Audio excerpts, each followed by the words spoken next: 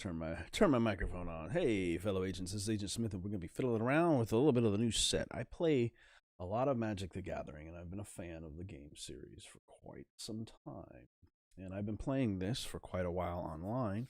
I wanted to take a look into it. The sound for this will come on in a moment. I always have it muted when I play because I'm usually watching videos and stuff like that. But I figure that some people might be interested in seeing the new set that just dropped after the update went through today about 10 minutes ago. So, this is a Magic the Gathering Arena, free service for people to play. Cool, they just updated everything too.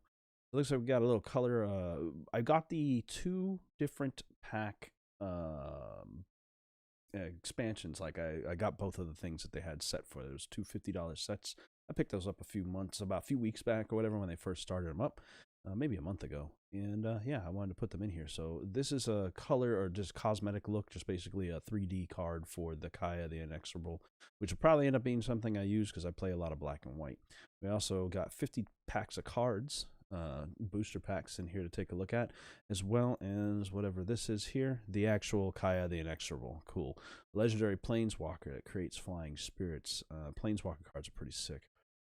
For 1 black, 1 swamp, 1 plain, and 3 colorless, you get +1 to her points. Put a ghost form counter on up to 1 target non-token creature. Put a ghost form, so you can make something a ghost, huh? It gains the ability when this creature dies or is put into exile, return it to its owner's hand and create a 1/1 white spirit token with flying. That would actually be fun for my Cleric deck I like to play. I play a lot of Tribal, and I've been fiddling around with a black and white Cleric deck for some time now.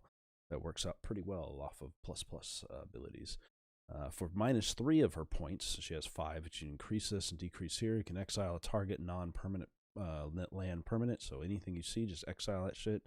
Useful. And for -7, the big one, if you can get that far, if you can keep her alive for 2 rounds, 3 if you want to keep her even longer, you can get an emblem that at the beginning of your upkeep, you may cast a legendary spell from your hand, from your graveyard, or from among cards you own in exile without paying its mana cost. So getting that out makes it so you can play cards for free. Let's claim those prizes. I don't know how much more there's going to be to pop up. But here's the front end. They changed the background for the Kaldheim. They're getting ready for a lot of the drafts. I actually have a few draft tokens for 3-player drafts and a sealed entry that came along with my bonus. And let's see if they updated in the store as well. The normal stuff. So what I ended up getting is not listed in here anymore, is it? Bundles all gone. Yeah, they sure are. Your chance to get them are gone. Oh well. We'll take a look at those in a second. So my profile set up what I would normally have been playing. I am currently diamond tiered right now. Just got into it, and I don't want to lose out on it because I've been having bad luck lately, so I haven't been fiddling with it too much, and I haven't been playing any of the limited rank. And in 3 days the season ends, I'm going to get 4 packs of Zendikar cards, which is the previous expansion. The beginning of this set is Zendikar, and the follow-up is the, let me get my audio turned up on here. Master volume. There we go. Boom. And continue on. That way, at least we have something playing in the background. Maybe not. Let me see. What are you focused on? Properties. Is it the speakers here? Or is it something else? Oh, I gotta move around a little bit to find out where this is at. Also turn up the volume overall in my thing. I feel like something's missing here. Let me fiddle. I'm not used to playing this with sound on, because I don't need sound when I'm doing all this. Let me see if it's something in the, let me just alt tab. No, we're gonna minimize gameplay, back screen, graphics. Take it out of full screen for 2 seconds so I can pull up my audio list. And oh yeah, of course you're not. Of course you're not. Nobody wants to play today. Sound settings. Gotta do it manually. I just want to get the advanced sound settings to pop up real quick. Sound control panel. Nope, that's not the one I'm looking for. I wanted to do the equalizer. There we go. MtG is set to low. That's why. There we go. Now it's probably going to be super loud when I go back in. Much better. I can roll this back just a little bit. And there we go. Alright, so there you go. To get some background music and everything going on. So I'm just going to take a look. I should have gotten a few things out of this, like a new avatar to utilize. A bunch of these that you can get that are already unlocked for visuals. And yep, I got the new Kaldheim one. Destiny won't determine my future. Nikos Eris. He's one of the, I think he's related to the other character. Did you get that automatically? Silently I have watched you, and silent I will remain. I like Ashiok. Pet selectors. I should have gotten a new pet. Actually, I think I got all the pets, and now they're all fully unlocked. So I don't have this one and this one. These are single purchases, and each of these came from different sets as they went along. But you could take from Bjorn or Beskir, and it doesn't look like you can change them. I like Beskir. I actually prefer my normal ones, but that's all right. So yeah, and then emoticons will probably get done later. New ones coming through. So you can see I play a lot. I do a bunch of different ideas. This stuff has a lot of options. You can actually take a look at the whole collection of cards that I do. There's a bunch in here. Ooh, we got new lands. Snow-covered lands. Ooh, I wonder how that's going to play. That's going to make for some new interesting decks. We also got the Nico Eris card. He is a planeswalker for blue and white. When Nico Eris enters the battlefield, create X shard tokens. Those shard tokens are pay 2, and you sacrifice them to scry and then draw a card. So you can take a look at the top card of your deck, scry 1. So you take a look at the top card. If you want to keep it there, then you end up drawing it, or you can put it on the bottom and draw the next one. For +1, up to 1 target creature you control can't be blocked this turn. Whenever that creature deals damage this turn, return it to its owner's hand. Oop, we'll go back. There we go. For -1, you can either create another shard on the bottom there, or I can deal damage to target tap creature for each card you've drawn this turn. That's a pretty powerful hit, actually. And his X cost is the number of shards you have. So you technically only cost 3 to pay just to bring him out, but you can actually put more on him just to be able to get more. So I have one of those. Very cool. So yeah, I mean, it's a ton of stuff that I've got going on in here. Let me highlight that one so it comes off the list.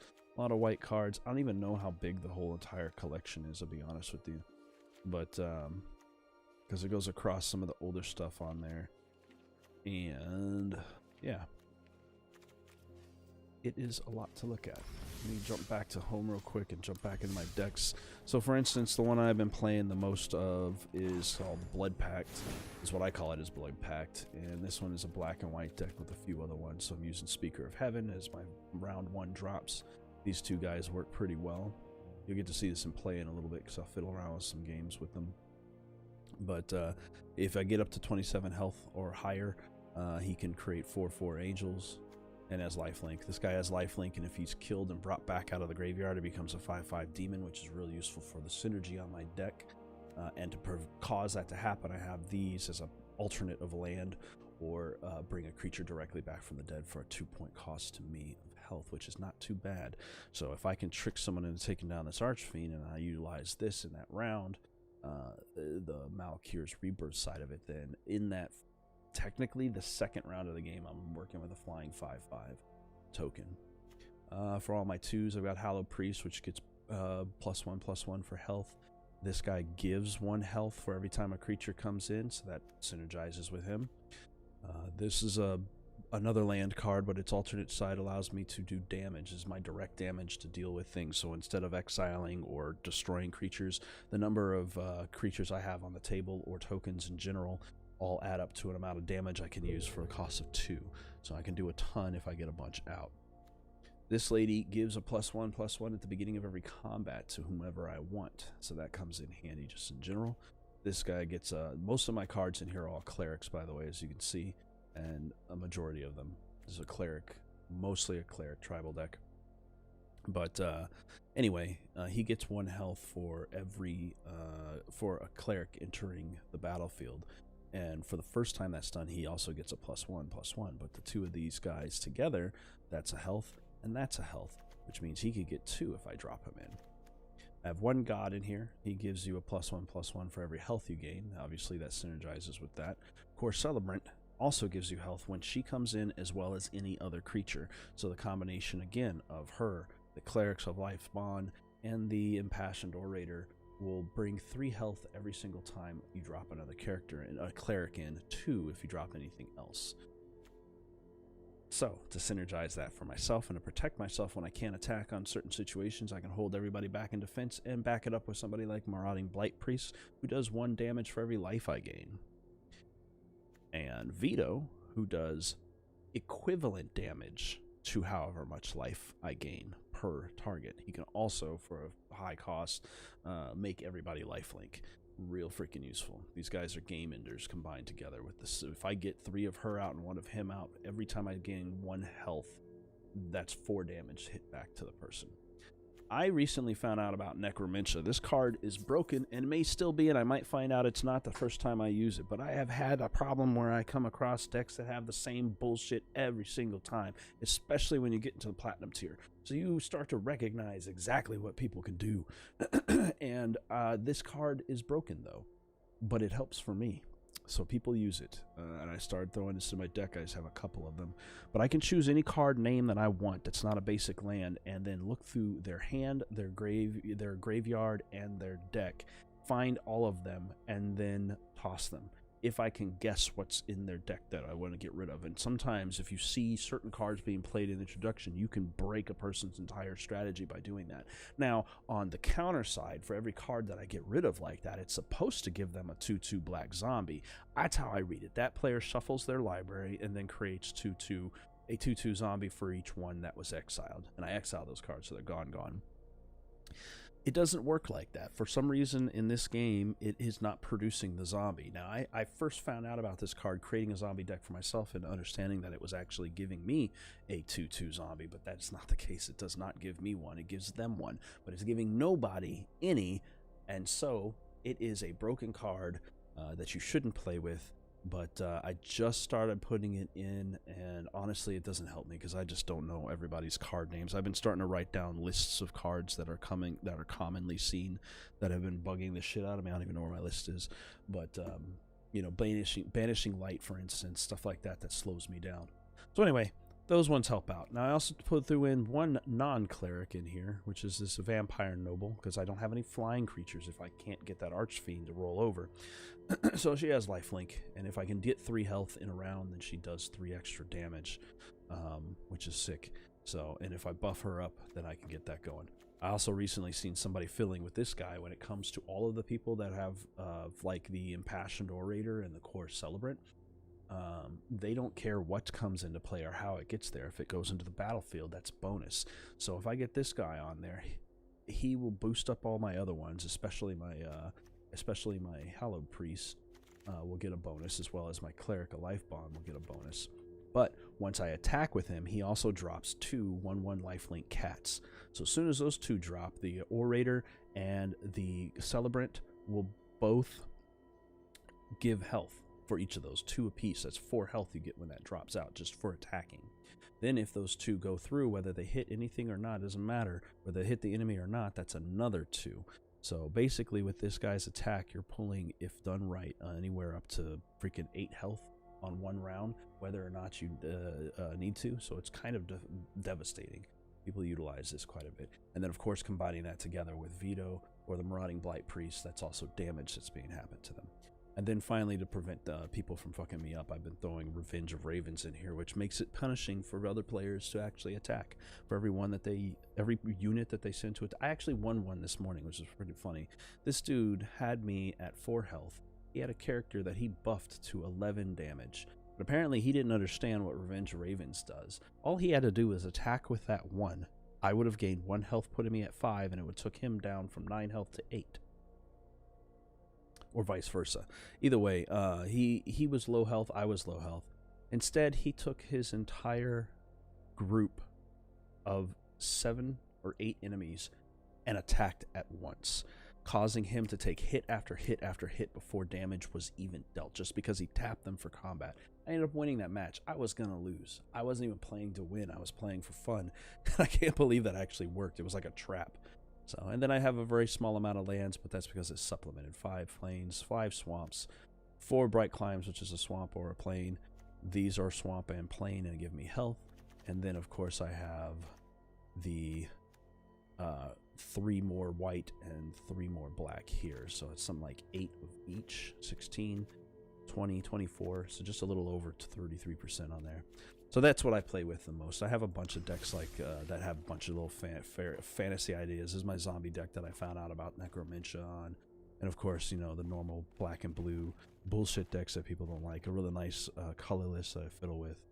And they work out to achieve the goals that you get every time you're playing in here. So like this is looking for black and green, which means I would have to pull one of my black and green decks. This one's looking for black and blue, so I can pull one of my black and blue decks I have ready to go.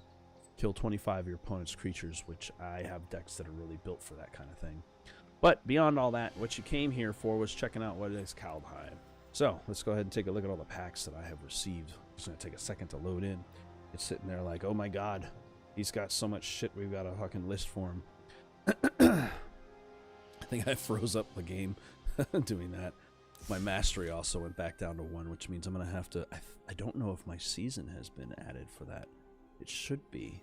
50 packs, ready to go. I'm going to do them one at a time. Actually, let me go real quick to check my mastery. Yes, it did. I paid for the bonus on here, so I got this reward with best gear, Elven, all of that. All of this bonus stuff that came through. I paid the 50 for 50 bucks for 50 cards. It's a really decent deal considering that they cost like $2 or so, or 1,000 gold. And then I paid another 50 for all of the bonus cards for tournaments and everything else. And yeah, that gave me the mastery as well. So that came with what's normally a $20 or $30 a month subscription, which will allow you to get all kinds of extra stuff as you work your way through on these masteries. Checking out the new mastery tree as well. Yeah, new tree. These are always just different patterns and stuff that you can go through. Oh, it's in order this time. And these will just give you fancy deck looks for those. Anyway, let's get back to the packs. Alright, so let's go ahead and open up our first one. I got 50 of these things to take a look at. These are brand new cards. Going to build up new stuff. Just see. A nice snow plane land. Oh, there's a special kind. A black and white snow land. If snow has a special effect that I find as I read through these, we are so about to add those to my deck. Because there might be a way to make this fun. That's actually pretty cool. A lot of these things are saying it. Boast is a new ability. Boast activate this ability only if the creature attacks this turn and only once per turn. So if this fearless pup attacks, then I can choose afterwards to pay a red and 2 colorless and give him a +2 until the end of the turn. I guess as soon as I choose to attack. I think. I don't get how that would work. That feels broken in the writing, but I'm sure it'll function. Giant wizard. More giants to fiddle with. Giant and a wizard, actually. That's nice. Oh, one of the big things on the last expansion they did in Zendikar was adding in parties. And parties consist of wizards, warriors, rogues, and clerics. And there's a lot of cards that synergize that way. So now, with this giant wizard, and if there's other ones, you can probably build a deck that's built around that idea. So see a snow thing on him. Bergstrider enters the battlefield. Tap target artifact or creature an opponent controls. If a snow marker, I guess, or crystal, was spent to cast this spell, that permanent doesn't untap during its control phase. A snow marker. I'm going to have to figure out what those are all about. Got ourselves a 3/2 elf. Enters the battlefield and brings a 1/1 with him. New worm. Ravenous Lindworm. You can make a worm deck soon.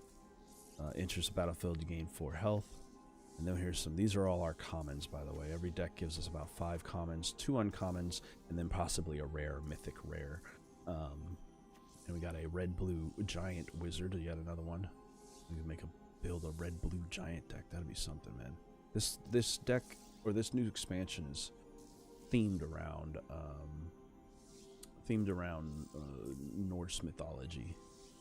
So you're gonna get a lot of ice and frost and fire giants, things like this. This guy's a blue and red, playing on both sides. Whenever a creature or a planeswalker an opponent control is dealt excess damage, if a giant, a wizard, or a spell that you control dealt damage to it this way, draw a card. So if a creature or planeswalker gets hurt on the opponent's side, and it was done by a giant or wizard or any of my spells, then I get to draw. That's actually pretty cool. I could see this being played in a red-blue deck of fairies that I've got, actually. I got a fairy deck that I've been working on that deals in red and blue that would be perfect in. And this guy's got a boast, same for a cost. Create a 2/1 red dwarf Berserker creature token. So he can bring, every time he attacks, he can bring more dwarf berserkers with him. A fearless liberator. And here is our rare artifact known as the Maskwood Nexus. Shapeshifter. Creatures you control are every creature type. Ooh, that's fun. The same is true for creature spells you control and creature cards you own that aren't on the battlefield.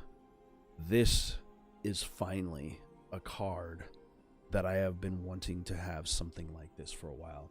So as I was speaking of the clerics, wizards, rogues, and warriors being part of a group, with this out, every card you place is all of those groups at the same time, which means that if I have 4 of anything out, they can also count as those things too, which means you can still now start building party. It's called party is the mechanic.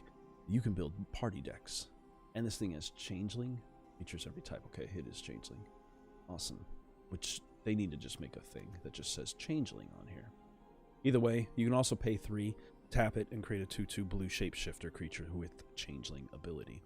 The same thing as that. So this thing basically gives changeling to all your cards. Sick. That's one. Next. We're for a long run here. That's why I did this as a live stream, just for fun of it. This here is a uncommon wild card. This goes into a pack right here. I got 3 common and 4 uncommon, no rares and mythic rares. But basically what this means is instead of getting an uncommon card from the deck, I can go through my library when I'm building something and I can pick any card I want to replace this. This is basically a free wild card within this game. I love those. Got a new spider to add to my spider deck. That's gonna be fun. I think it's a black and green spider deck that I've been working with, and I've been looking for some better spiders to throw in. White aura, another fucking can't block, can't attack, can't use crew vehicles, which means they're bringing crew vehicle back in this one.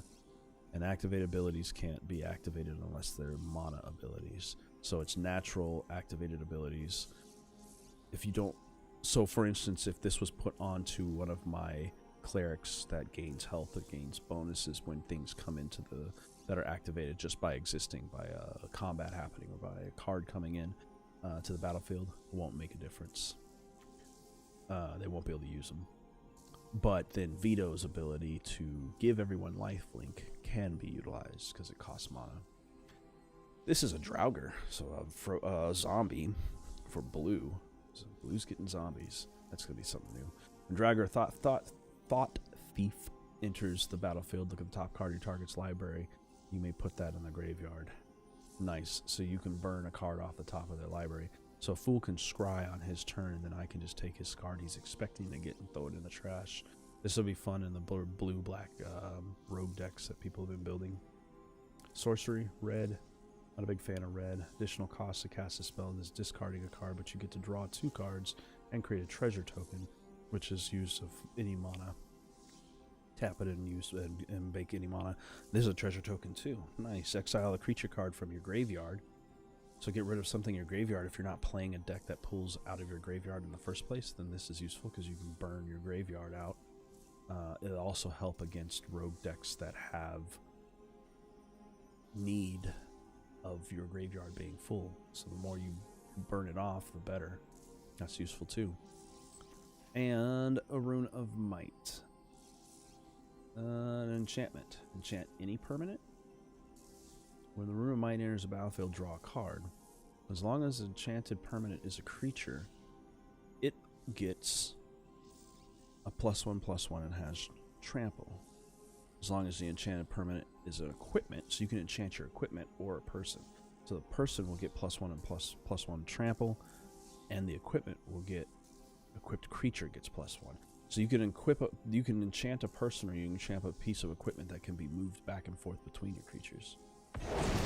And a mythic rare, an black angel berserker. Flying, lifelink means you get your health for every damage. and hexproofed from planeswalkers. Planeswalkers can't affect it. It also can boast on its attack. Boast is sacrifice one of my own creatures, and then each opponent sacrifices a creature or planeswalker. So I can kill my creatures to kill their creatures. That's sick. I'm gonna be playing some new styles and decks soon here. This thing builds up. If you get 6 of these, you get whatever's here. It's typically uncommon or common cards, mostly uncommon. And this one switches out between wild and mythical, rare and mythical rare wild cards. Every pack you open, every 6 packs you open. Basically, because of the way the ratio goes, every 3 packs you open. So once this goes full, this is going to be 3 up. You'll get one or the other. 6 here, 6 here. But they're alternated from each other. Alright, going through this. So I get a regular common card of any type I want. Scry to draw 2. Nice. And Foretell. During your turn, you may pay 2 and exile this card from your hand face down. Cast it on a later turn for its Foretell cost. So I can pay 2 of anything to take this out of my hand face down into my exile card deck where nobody would pile, so nobody can see what's in there. While I'm doing that, later down the line, I can pay 2 again at any time instead of 4 up front to do the same. So I get to look at the top 2 cards I have, put them in any order I want, or get rid of, put them into the back of the deck, and then draw 2 cards from it. It still costs 4 no matter what, but it's 4 over 2 turns, or 4 all at once. Skull Raid. Target opponent discards 2 cards. If fewer than 2 cards were discarded this way, you draw cards equal to the difference. Target opponent discards 2. If fewer than 2 were discarded this way, you draw equal. If they have no cards, I get to draw 2. Otherwise, they discard 2. If they only have 1, then it's 1 and 1. I get 1, they lose 1. That's smart. And it foretells just like the last one. That's kind of cool, actually. I like that foretell idea because you're doing that. You're saying, I've got something, and I put it away for later. That's almost like some Yu-Gi-Oh! Trap card bullshit in there. This guy's a changeling. I'm glad they called it a mechanic because that's a lot to fill in, but this guy is all things. You make a shapeshifter deck like crazy. Flying changeling. And he can get +1/-1. So I can trade off and give him... Make him one from 1/4 to 2/3 to 3/2 to 4/1 before you would die, just by paying for it. A snow instant. I want to know what these snow cards are about. Frostbite deals 2 damage to target creature or planeswalker. If you control 3 or more snow permanents, it deals 3 damage instead. We got uncommon instant death, destroy creature. If that spell was foretold, scry 2. So I can. That makes it cost more, but that makes it worth it. For 3, you just kill a creature. But if I pay the 2 colorless and put it away for later, then pay 2 more, 1 black and 1 colorless, it gets to also scry for 2 cards. I like that. And a black-red combination. This is going to go nicely into a lot of the black-red Rakdos decks that are out there. It's a saga card, so these basically come out as an enchantment, and they play for a number of phases based on these numbers on the side. This will last for 3 rounds as an enchantment. In round 1, when you drop it, you can sacrifice a creature, and when you do, this card deals 3 damage to any target. So you can just sacrifice like a pointless card that you don't need, and do that. Then the next round, it will make both of us discard.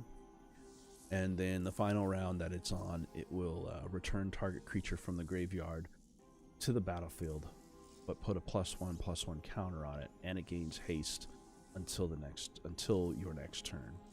So basically, you can kill something they've got, or even kill one of your own creatures that are weak. Throw it in the graveyard. The next round, you put another card in the graveyard, and so do they. But then on that final round, I can go into my graveyard and pick anything, not paying its cost, bring it back out, buffed and hasted. That's pretty sick. And its better one, a gold card. Seraph Realm Eater, a legendary wolf. I don't really play black and green all that much for wolf tarp cards, but I might get enough to make this fun. Whenever a permanent or opponent controls is put into a graveyard from the battlefield, put a +1/+1 counter on this. So every time an enemy loses a creature, or any kind of permanent, this thing gets stronger. At the beginning of your upkeep, if this wolf has one or more +1 counters on it, you may remove all of them. If you do, exile each other non-land permanent with converted mana costs less than or equal to the number. So if I get, let's say if I kill 3 of his creatures regular, destroy 3 of his things, utilizing any cards to do so, and this guy is at 6, I can take the 6/6. I can take those +3/3s, and it will destroy everything on his table that isn't land that costs 3, 2, or 1. That's powerful if utilized properly, and it stays live long enough to make it useful. Another snowy one, another black and white one too. I'm glad I'm getting 2 of those, so if I can really utilize them, they're definitely going to end up in my deck. Flying Pegasus, artifact and enchantment spells cost less. Return non-land permanent to its hand, and you can foretell it for 3 technically. Yeah, because it still costs 2 to put it away. Some of those foretells don't work out as well. I suppose they could work out if you know how to utilize them, especially if there's a card that gets synergy from foretelling. An instant that buffs a creature's strength and gives, when this creature dies, return it to the battlefield under its owner's control. Ooh, this is very much like that card I have that just does that, except instead of losing 2 health, I pay 2 mana, make it stronger for a second, knowing it's going to die anyway, possibly killing the enemy with it, and then come back. That is definitely going in to synergize my that is definitely going in to synergize my Cleric deck. I'm writing that shit down. The money gifts right now. Alright, and then white enchantment bound in gold, the same one. We got 2 of those now. We've seen that one. As soon as we go through these, you're going to start seeing less firsts, and we'll have new ones to read. Crush the Reek deals 2 damage to each creature. If a creature dealt damage this way would die this turn, exile it instead. So anything it kills, much like a lot of the fire magic stuff, death goes as exile instead of regular graveyard. And this can be foretold for the same exact cost. Costs absolutely nothing different. That's cool. And this guy here, each player sacrifices 2 creatures, can be foretold for 1 more. I really got to figure out why foretell is useful. Why would you pay 2 to put it onto the exile and then pull it back out again for 1 more total? Or you can just play this out right off the bat. Especially if you don't have any creatures to sacrifice. If you don't have creatures to sacrifice, then you'd only be doing damage to them. Put that on a weird spot. Alright, this is a regular rare, and it is an Enchantment saga. I love sagas. 3 rounds. First round, destroy a target land. Next round, put target land. This will synergize well with that wolf. Put target land in a... Oh, I'm sorry, going back. That would be a black, green, red deck to do this. Anyway, put a target land card from a graveyard onto the battlefield under your control. So you can destroy any of their lands, and then the next round, take their land and give it to yourself if you want to. Or you can also use it to synergize with a lot of the landfall cards that exist out there. Then choose target opponent, and if they control fewer lands than you do, create a number of 4/4 green troll warrior creatures tokens with trample equal to the difference. So if they have 3 and I have 6, then I get 3 of those 4/4 trolls. That's pretty beastly. Next, all firsts. Got ourselves a Yeti with this frost token. What is that? Mana from a snow source can be paid with 1 mana from a snow source. Any snow source? So theoretically, if a card has snow in the corner, then any snow land can do snow magic. So you can just fuck with people to make them think you've got snow cards and not actually need them, maybe? I don't know. We'll have to see. To see how that works. But he can't be blocked this turn. That's kind of cool. John Ox crews vehicles using its toughness rather than its power. Cool, cool. So he can crew bigger. He has no strength, but he's good for crewing vehicles, which just means they're adding more. And Zombie Cleric. Ooh, mixing and matching. Priest of the Haunted Edge. You sacrifice this guy. And the target creature gets -X/-X until the end of the turn. where X is the number of snow lands you control. So you can use snow land damage, and the more you have to basically minimize the strength of something, but you have to kill this guy off as he's defensive. You can basically block with him, then tap him and make an enemy weaker, or kill it off. That would be weird to do. Make another enemy weaker would probably be what you do.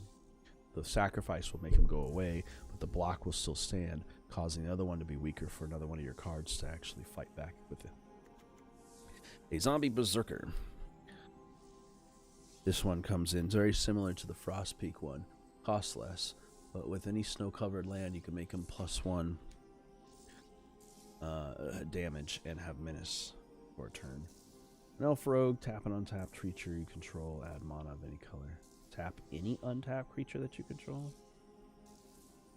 Tap this guy and another one. Probably. 2 creatures tap, but any color you want.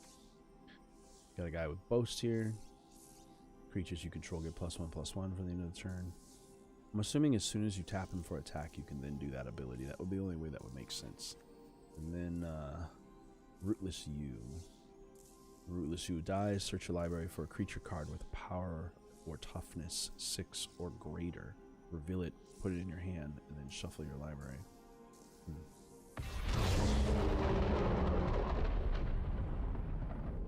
Jesus. This is both sides. I love these two-sided cards. So the front side of this card is Redain, and this is new too, I was going to say, because these have been switching up. It used to just be some type of spell in land or some type of creature in land, but now they're doing some more with them. So one side, the main side of it, is a flying and vigilant god, a legendary creature. Snow lands your opponent controls enter the battlefield tap. So you use this to make all their cards auto tap if they have snow on them. Non-creature spells your opponent casts with converted cost of 4 or greater cost 2 more. So if they try to play a level 4 card, it actually will end up costing 6, and so on, going up. Or you can play it for its artifact side. If a source an opponent controls would deal damage to you, or a permanent that you control, prevent 1 damage. So automatically prevents 1 damage to anything I have. Whenever you or... And it's only a little bit more for that. That's actually not bad. Whenever you or another permanent you control becomes the target of a spell or ability an opponent controls, counter that spell or ability unless this controller plays 1. That's beastly. It almost feels broken when it gets utilized. You pay for 1 white and 4 colorless for an artifact that automatically negates 1 damage from anything a creature has. All 1/1 creatures are basically useless against you from each one. Any source, yep, individual sources. And on top of that, if they cast a spell or use a targeted spell or ability that goes on to someone to do damage, they have to pay 1 more if it's an activated cost. That's going to change mechanics of a lot of things. Got a white and blue. Must have misread that other one. The snow lands all come in tapped anyway, so maybe it was untapped. Which would be useful. I'll have to reread that other one. Because that god card's going to get utilized. Make a whole deck. Dude, it would be fun to make an entire deck of gods. Another random. Spell costs 3 less for if you control a giant. So this is a 4/1, 4 colorless and red, but it's 1 in a red if you have a giant in control. Deals 6 damage to a creature or planeswalker.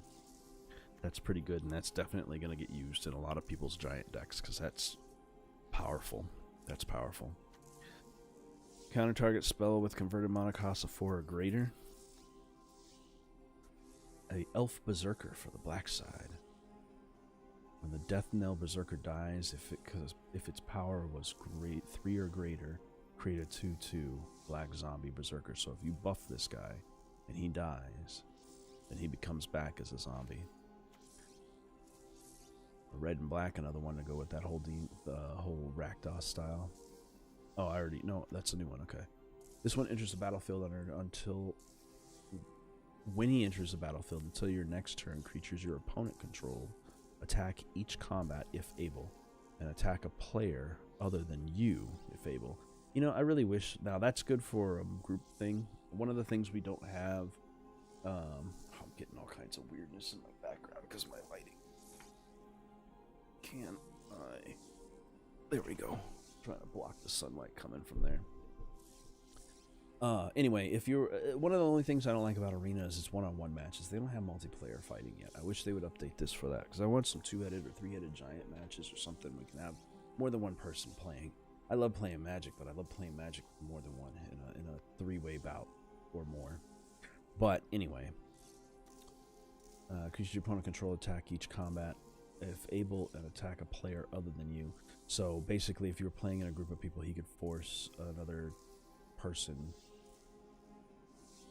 your opponents, whoever they are, start attacking each other instead of you, and have to do that until it's your turn again, whether they want to or not.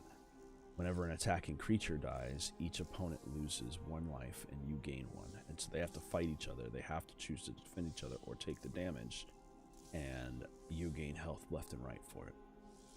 That still would be good for 1 round. And whatever this is here, another shapeshifter, another changeling. Changelings are definitely going to be a thing in this.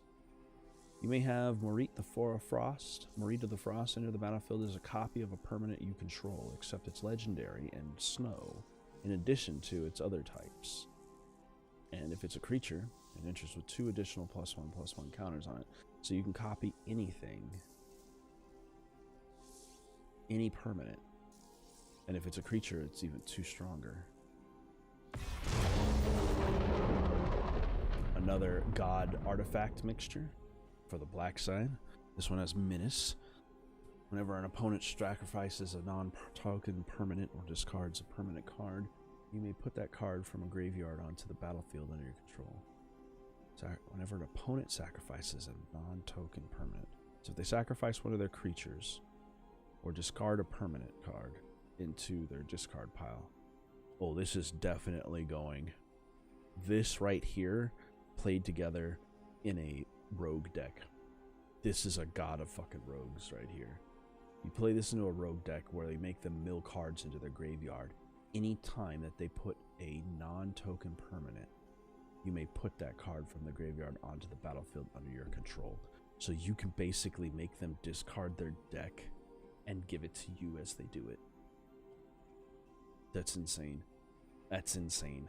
There's got to be a way to counter that, but that's insane, and I'm glad to have that. I am about to be building a deck around that shit, too. If I get a few of these as well. Turgrid. For sure. Or I can play it out as a slightly cheaper artifact. Target player loses 3 life unless they sacrifice a non-land permanent or discard a card. Now, can I have one side and the other side? So if I have 2 of these and I can bring out one and then bring out the other, I wonder. Bring the lantern out and then bring her out. I'm assuming that would work. So her lantern, they either lose 3 life or they sacrifice something that's not a land or discard a card. Any card. But if that card is a non-token permanent, then I take it back. And then I can untap this card for a cost and do it over and over again. I really like that. That's getting used. Next. I'm going to play some fun. We already have one of these. So all we got is a red-black land snow, an elf cleric, enters the battlefield, each opponent discards a card. Dwarf sorcery that creates 2/2/1 dwarf berserkers and has foretell.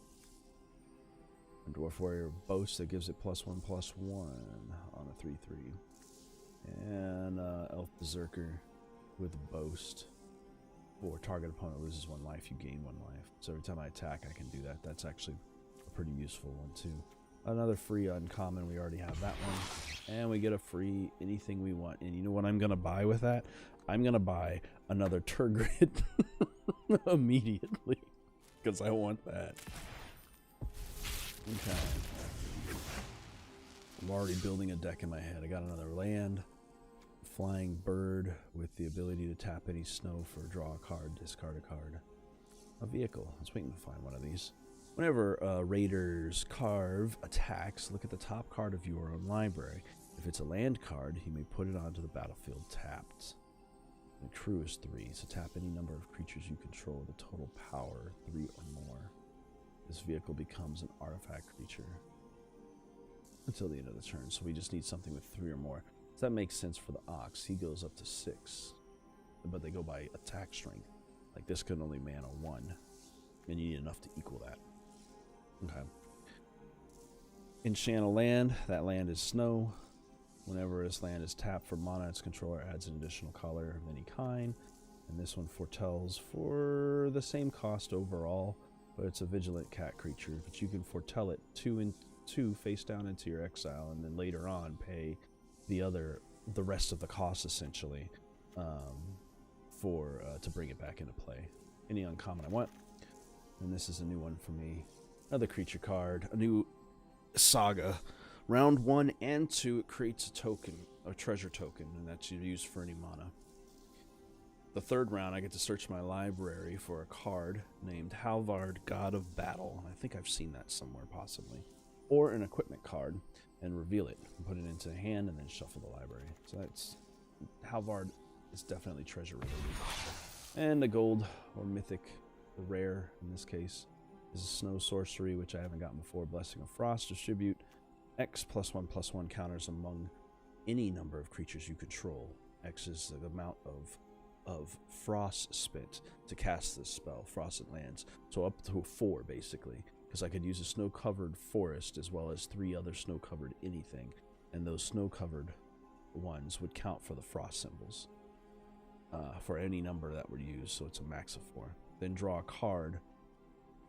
Once you've set those +1s on everybody, draw a card for each creature you control with the power of 4 or greater. So after you boost everybody up, then you get to draw cards based on which ones are stronger than 4.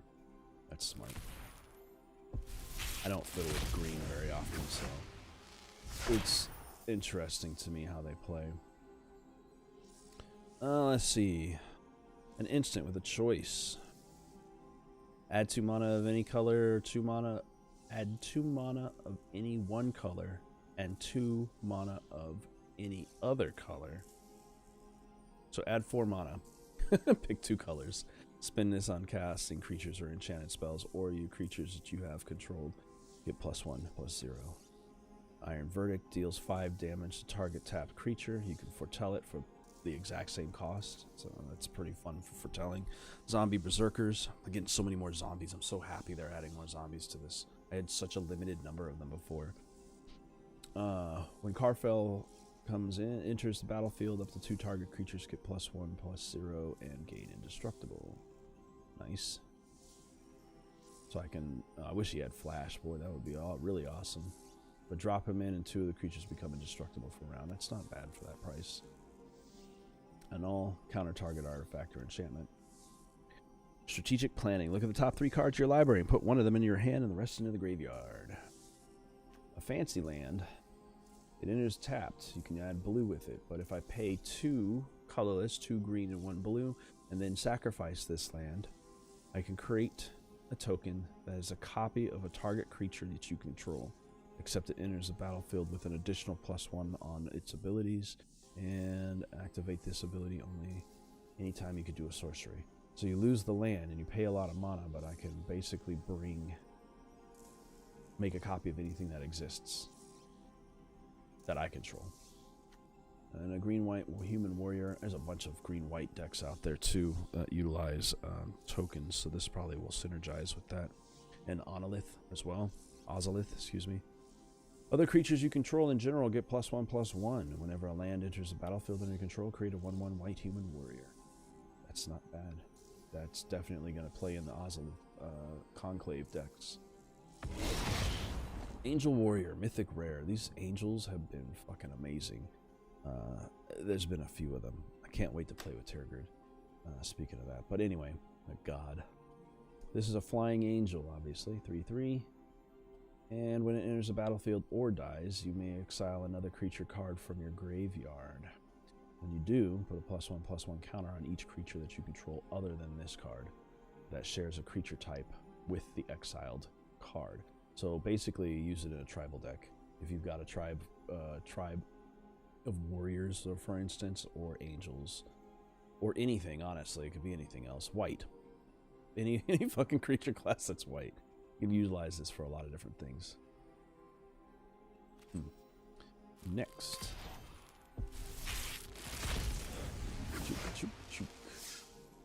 Free common card. Instant for +1/+3 and flying. And untap a creature. So if somebody taps you, fuck a blue deck with their auto taps. Nice. Zombie Cleric. Oh, these are all new. Okay, Zombie Cleric. Flash. I might play in my Cleric deck. When this enters the battlefield, destroy target creature or planeswalker an opponent controls that has dealt damage this turn. And it can be foretold for equal cost. Interesting. This foretell costs less. I could pay 3 and just put him out as a 2/3, or I can foretell him into my exile for 2 and then pay nothing to bring him back out. Makes him cost 1 less to foretell. Instead of using him on round 3 like you would normally do, you can still pay him or play him on round 3, but foretell him in advance and maybe save him for later. Is foretelling... When can foretell be cast, though? If it could be played as a flash, then you can make cards flash. That would be useful. Pay 2 and exile the card from it. Cast it on a later turn. Okay, anytime I want, I can bring him back. So he can just kind of sit there until they think they've wiped my board. Let's say with the times you have people that just wipe everything on your board, you can have shit sitting in your exile ready to go. Unless they... I don't think there's a way to wipe exiled cards yet. Either way, once your deck is wiped, it's like, oh, you fucking killed all my shit for absolutely nothing. You busting out effigies to get revenge. That might be useful. Might be useful indeed. 4 damage to target or planeswalker, foretold for the equal cost. A snow artifact.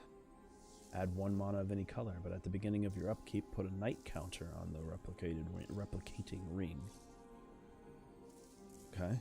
Then, if it has 8 or more night counters on it, remove all of them and create 8 colorless snow artifact tokens that have that. So that's actually pretty sick. So this thing by itself simply taps. After the 8th round, it then becomes...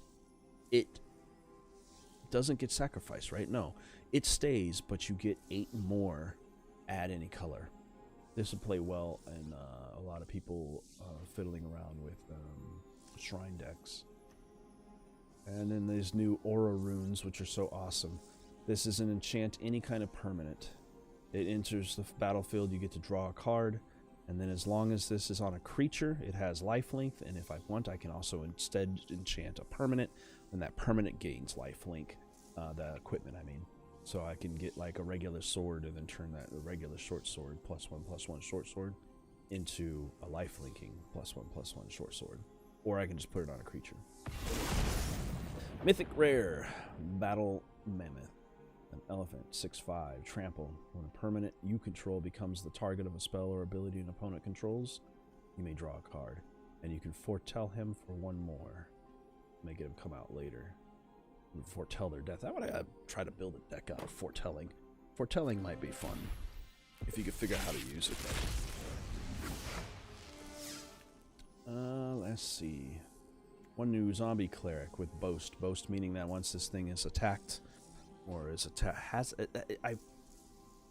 a lot of these abilities that they give don't make sense for attacked in the past tense. So I'm guessing they mean once they've been tapped to attack, you can then choose to pay that cost if you want to, or later depending on them. Because there's a few that I've seen where it's like this guy gets first strike and +1 for till the end of the turn. And I'm like, well, if he already attacked, what the fuck help is that gonna do? It's not like it's gonna last into the next round. So it makes that wording doesn't quite make sense, and I have a feeling that might get broken somehow or something. But I'll have to fiddle with it and see. But either way, with boasting, this guy can return a target card from your graveyard to your hand.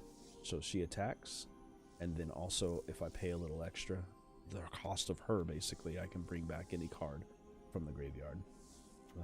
The giant squish, some scrying, double scrying card. Arcaniform, enchant a creature. Creature gets +2/+2, has reach, and is every creature type. so it becomes a changeling.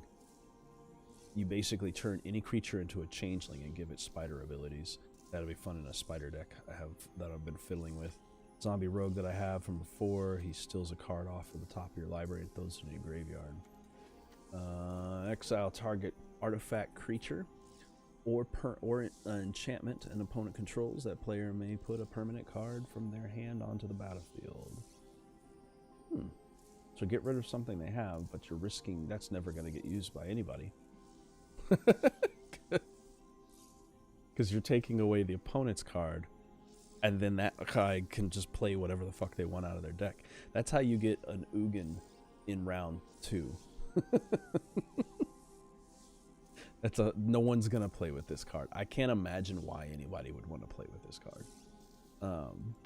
Anyway, and a rare Tybalt's Trickery, some more artwork for the Rakdos style demons and things that I've been playing on that. There's an instant that counters a red counter. Nice. Counter target spell. Then choose 1, 2, or 3 at random. Its controller mills that many cards. Then exiles cards from the top of their library until they exile a non-land card with a different name than that spell. So if somebody put out like a fucking, I don't know, dropped a Draugr Thought Thief, and then you did this to counter that spell, you can then make them mill 3 cards, up to 3. How you would choose anything less than 3, I don't even get yet.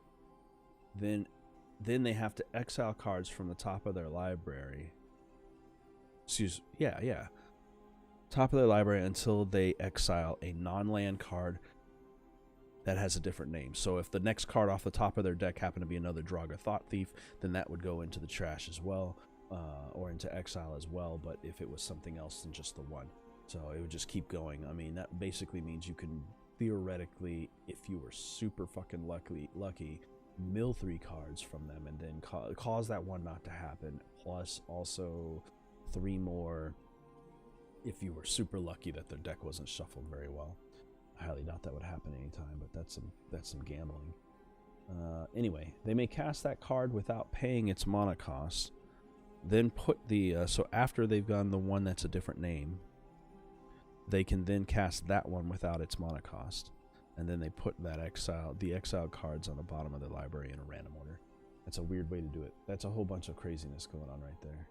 That's like 14 fucking check steps that you're gonna have to do in the game. Resolve. Hell yeah! Look at all of that. Did you see all I just picked up right there? Ooh-wee. Mythic rare. The mythic. I got a bunch of them that came off of this. That was a stack of fucking shit that just came in. Anyway, we've got a new human warrior, God-favored, Sigurd the God-favored, flash and first strike, protection from God creatures, anything that has God on them. That's going to be kind of useful, because there's a lot more God cards I've been seeing. Exile, once they enter the battlefield, you can exile up to 1 target attacking or blocking creature until Sigurd leaves. So it exiles to her, I guess, like some of the other ones. And she has flash, which is going to get used. That card's going to become annoying and fast. It's cheap, too. A new cat. Asika's Chariot. A cat vehicle, excuse me. Nice. I'm so glad they're bringing vehicles back in here. When Asika's Chariot enters the battlefield, create 2 green cat creature tokens. Whenever Asika Chariot attacks, create a token that is a copy of target token you control. It copies tokens. That's different. I've never seen a card doing that before. Costs 4 to run, so those 2 cats that you just created would be necessary to move this thing to crew the chariot. But then once you do, you get to create another copy, creating more. This basically is a cat factory, or whatever other types of tokens you've got floating around. Interesting. It's a token factory. Runeforge Champion. Enters the battlefield, you may search your library and or graveyard for any rune card, reveal it, and put it into your hand. If you search your library this way, shuffle it. You may pay 1 rather than pay the mana cost for rune spells you cast. You may pay 1 rather than the mana cost. In general? Just any 1? For rune spells. Huh. That seems way stronger than it should be. Is this... Oh, this whole deck is golds. Holy shit. I was like, why are these so powerful? Because this whole pack of cards is straight rares. That's a rare. I was wondering why. I'm like, man, these are some powerful fucking uncommons. So 1, 2, 3, 4, 5, 6, 7 rares plus mythical rare and 2 free mythical rares. Damn, this is like I didn't even know they made packs like this. That's like a gold mine opening something like this. Holy shit. I was like, whoa, why is this guy so powerful for an uncommon or a common card? No, he's a rare. Huh. So you can pull a rune card out, put it in your hand from your graveyard or your library, and then rune cards cost 1 of anything, period, while he's in existence. Righteous Valkyrie, Angel Cleric, has flying. Whenever another angel or cleric enters the battlefield under your control, you gain life equal to that creature's toughness. That's another card going into my fucking cleric deck. Righteous Valkyrie. I have a cleric deck that I play, and it needs some tweaking, especially with these new cards coming. And Valkyrie. And this one's going into the list for sure, because I fiddle with angels anyway. As long as you have at least 7 life or more, then your starting life total creatures you control get +2/+2. So he's going to synergize right along with the other angels, or the other, he can replace, this one can replace the shitty angel I got rid of actually not too long ago. I can take out the cheap ass Necromancer card, because I really shouldn't have that in there anyway. It's broken, so. Anyway, rare artifact. At the beginning of your end step, draw a card if your life total is greater than your starting life total. Otherwise, you gain 2 life. So you gain 2 life every round at the end of it, every of your end steps. But if you're above 20, then you start drawing instead. This thing, and it's not even legendary. So you can have up to 4 of these things, giving you a grand total of probably of 8 health every round, or 4 cards, or however many cards equivalent. This thing will maintain your health at 20. It's not too expensive either. I can guarantee you people will be destroying that artifact as soon as they get a chance. Let's take a look at this rare I already have, but this is the one I was talking about earlier, the God card, that Redane. That's definitely overpowered white angel or God card. Snowlands, as I wanted to read this again. Snowlands your opponent controls enter the battlefield tap. But Snowlands automatically state that they enter the battlefield tapped. I think. Maybe that's regular, basic Snowlands. And that does it to all of them. That's probably what it is. But this guy has some pretty good abilities. He's pretty decent. I like this one. As an artifact more so than a creature. I mean, it would slow a player down for creature, but I'm glad to have 2 of these as well. But anyway, I have a bunch of these already because they came with the pre-order. But if you are new watching this, is a quick rundown. He enters the battlefield with a number of shard tokens based on the cost you pay. He can be played in round 3 just straight up, or you can add more mana to him. Each of those shard tokens can be pay 2, tap, and scry and draw. For +1 on his abilities, up to 1 target creature you control can't be blocked. Whenever this creature deals damage, return it to its owner's hand. Whenever the creature deals damage this turn. Yeah. So you will basically do some damage and then become unblockable, do some damage, but you have to recast it on the next turn. For -2, you can deal damage to target tapped creature for each card that you've drawn this turn, or create more shards if needed for scrying and drawing. And lastly, Tyvar Kell. My brother would enjoy that. Anyway, Tyvar Kell. He gives you automatically, elves you control have tap that elf for black mana. you can make a black-green deck with less black in it, with less swamps in it.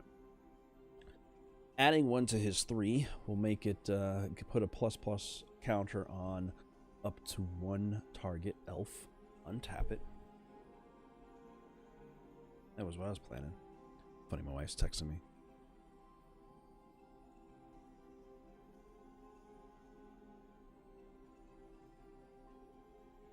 Just a second, and I'll get back to reading that. Okay, so anyway, increases his loyalty counter, and you put a +1 on a target. Untap that target. It gains Death Touch until the end of the turn. I love that they say untap too, because there's a lot of times where so you can actually use a card to tap its ability and then bring it back in and ready it up for combat in that first round. So that'll be sick.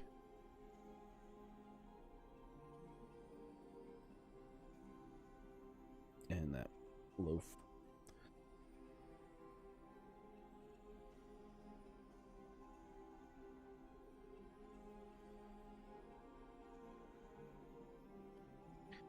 It yesterday. My wife doesn't understand that from 12 to like 5 I'm usually streaming, even though I tell her this every Tuesday and Thursdays, but she's not in the best of moods, so. Anyway, let me continue on. For nothing, he can create a 1/1 green elf warrior, and of course those elf gets the ability to be tapped for black, so he's just a freaking factory of strength and power. And for -6, he can be turned into an emblem. So if you get him to 7, then he won't even lose him. But at 6, you'll become an emblem. You get an emblem, excuse me. Whenever you cast an elf spell, it gains haste until the end of the turn. And you draw 2 cards, which is powerful. Those -6ers are really strong. He'll get used. And I'm going to see, you're going to start seeing way more elf tribe decks with that. Stop texting me. That's a whole list of ones I've already gotten for once.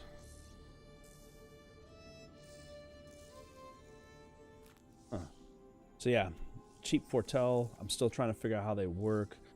To make the person discard cards and you draw based on how many they couldn't discard. Any snow land helps him to be non-blockable. Enchant a land to make it snow and any color.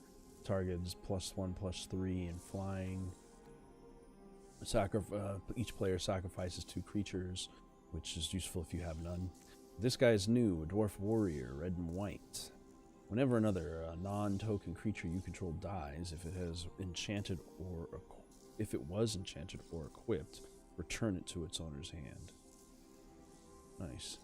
Creature tokens you control that are enchanted or equipped also get +1/+1. And a gold vampire dragon. That's sick. I have a vampire deck I was working on, and I could throw a fucking dragon into it. Red and black too, and it's mostly red and black vampire deck too. This actually fits right into into a vampire deck I used to have that I'm gonna have to rebuild now. He is flying 3/3, only 4 total mana to cost.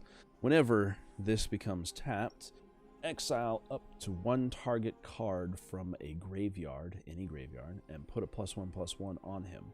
So I attack, and then I get rid of a card from their graveyard or my own, and he gets a buff. That first round of attack, second round technically if he's not hasted, makes him a 4/4 right off the bat. Sacrifice another creature, and he gains indestructible till the end of the turn. Tap it. Why did you say that at the end? Sacrifice another creature. Sacrifice another creature, and this guy gains indestructible. Oh, okay, but he gets tapped. He becomes indestructible, but he gets tapped. But if you utilize it with something like this, where it tells you that it gets untapped, or with that last guy I was using that gets a buff that causes that, like a red, green, black deck would work for him.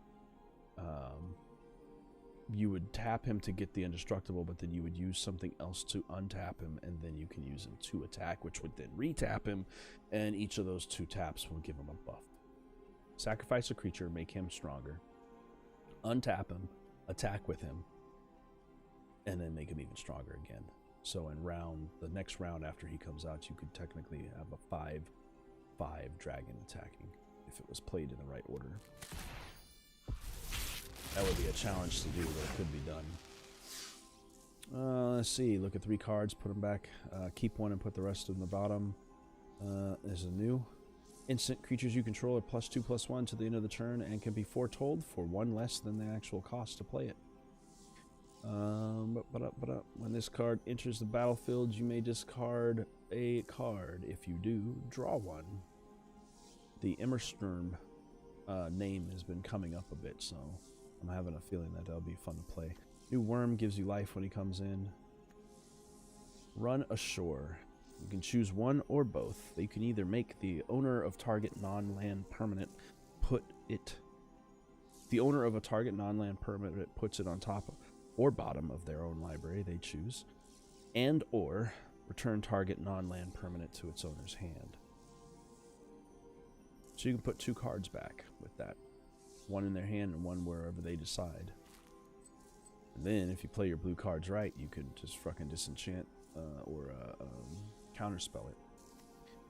This is a snow artifact. Ice Blind Pillar. And for the cost of anything snow, any kind of snow mana, tap target artifact or creature. That's kind of useful. But you could only use it once. So I could slow a guy down. Counter target spell. Straightforward. Foretold for 1 cost more if you want to hide it. That's the only way I can think of foretelling working. I'm going to have to make a foretell deck just to see what happens in that. That's going to be a weird deck to play with. Quakebringer. Another mythic rare.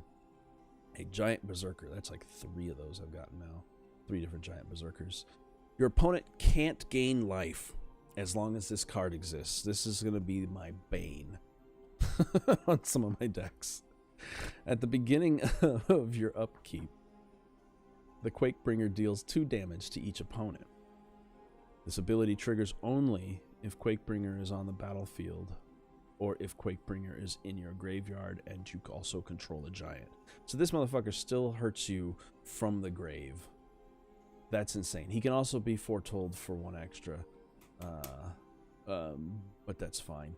So if he's out on the table in the battlefield, you can't gain life against at all. Nobody gains life. And no enemy does. At the beginning of every upkeep, if he is on the table, he deals 2 damage to every opponent. Even if he's in the graveyard, he'll still deal that 2 damage on upkeep, so long as you have another giant. That's I'm trying to imagine some of these cards and their usability and the popularity of certain play styles that would lead to these becoming broken or considered no longer available. Another life worm, new wolf. When it enters the battlefield, draw a card. Be foretold for 1 cheaper, no, for equal cost. King Harald's Revenge, or Herald. Until the end of a turn, target creatures get +1/+1 for each creature you control. Nice. And gains trample. It must be blocked this turn if able. So you can take a halfway decent sized creature, count up all your tokens and everything with the word creature on them, get +1/+1 to 1 dude and make him make him taunt essentially. If you play the World of Warcraft card game I can't think of right now, Hearthstone. I've gotten this one before. This guy basically does -X based on the number of snow lands you have. You kill him and you can -X based on snow lands. Destroy target artifact or enchantment and gain health. I've already seen one that just does the first part, and now that one does both. Blue does the other. And there's another rune. Enchant a person or a weapon.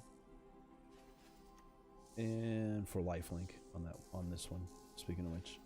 And this is a new spirit. Whenever you cast your 2nd spell each turn, create a 1/1 white spirit creature token with flying. Ooh, this is starting to become like the fairy. The red-blue fairy decks might start going red-blue-white fairy spirit. Or maybe a new type of spirit deck. A gold sorcery. Destroy all creatures. Period.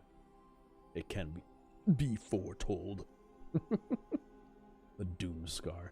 This is exactly why you need foretelling cards. Because if all my shit's foretelled face down in my exile deck or in my exile pile, and then somebody comes through and wipes all of my shit, I can bring those guys right back out of the ones that have been foretold right back out for later. It's going to create almost like a meta game within the game of foretold cards. You're not showing them what you got. You're taking it from your hand and saying, I'm going to foretell this later. But you don't drop them in your graveyard. You drop them in the exile pile separately to be played later. It's going to create like a game within a game almost, if you do it back and forth enough, if it's utilized enough. Got a free common and a free uncommon of my choice. Giant Wizard, one of the first ones I pulled. He gets to tap a bunch of things, or excuse me, he gets to tap something when you come in, but he can even get a longer untap. Tap them now, and they can't untap till the next time if you use snow to make it happen. That's how I was trying to word that right. This guy's new for me. With Koma's Faithful, when this card dies, each player mills 3 cards. That could be fun. Damage, 2 damage to target. If you control 3 or more snow permanents, then it does 3 instead. New human cleric. Love me some clerics. Vigilance. When this enters the battlefield, if it was the second spell that you cast, then put a +1/+1 on any target creature. That could be useful, but I doubt it's cheap. This means you play him in round 2, though. And we got a new land. This one comes in tapped and gives a green for 2. Is this new? It sounds similar. Oh, I had one that did blue and green. That's why. This one is for 2 colorless, 2 black, and a green, and you can sacrifice it. Up to 1 target creature you don't control gets -2/-2 until the end of the turn. You also create 2 1/1 green elf warrior creature tokens. Activate this only when you can do a sorcery. This would play well with that planeswalker. And a new giant Berserker. There's a lot of, you can make a Berserker deck with the number of Berserkers I've seen too. And there's tons of new giants. You know you're doing Nordic mythology with all the number of giants and trolls that have come across. Anyway, if a giant source that you control would deal damage to a permanent or a player, deals double that damage to that permanent or player. So now you've got giant. Now we're about to see giant decks with immolation as a thing, because there's I forget the full name of it, but there's an immolation equipment card or enchantment card that does triple damage. If a source you control does damage, any source you control does damage, triple it. You put 2 of those out, that triple gets tripled again to 9 times. So a 1/1 creature can do 3. With 2 of those enchantments, do 9. With 3 of those enchantments, because they're not legendary, 27. And if you actually have another 3rd one on there for that, you're going to be, I'm going to do that math in my head now. What's the next one up? 3 times 3 is 9, times 3 is 27, times 3 is 67, 81. 81 damage if you have 4 of those up there. It's just insane how strong that gets. And then you can throw this into the mix. If you have this guy out, all your giants do double. So take all those numbers and just multiply those by 2 for how much it would be. On top of their normal attack, because there's no such thing as a 1/1 giant, at least not that I've seen. That guy's brutal. Giant decks are going to be expensive and a bitch. We're halfway through all the card packs I've gotten. An hour and a half, well, about an hour. Let's see. Blue-green land, snow, makes things snow any color. I've done all of these. This is real quick. Reach, any color, counter target is what I was just talking about. Artifact or enchant.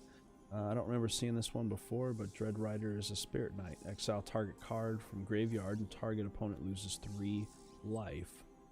Here's a new Giant Wizard. Spell costs 1 less to cast if you control a giant or a wizard, so it can be a 3 blue. When this enters, search your library for an instant or sorcery card with the same name as a card in your graveyard already.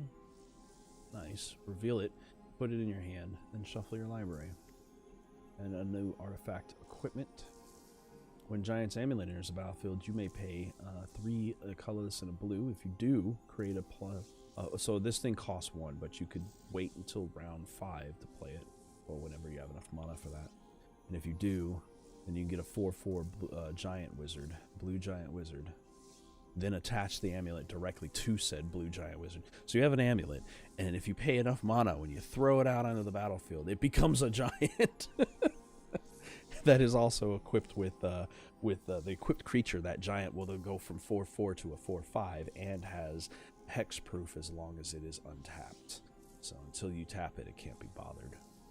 Otherwise, it costs 2 to equip it to. This is my god. I've got 2 of her now. We're gonna do. I'm gonna mark this god is going into a deck. I'm already building one in my head for this thing. I love this card already.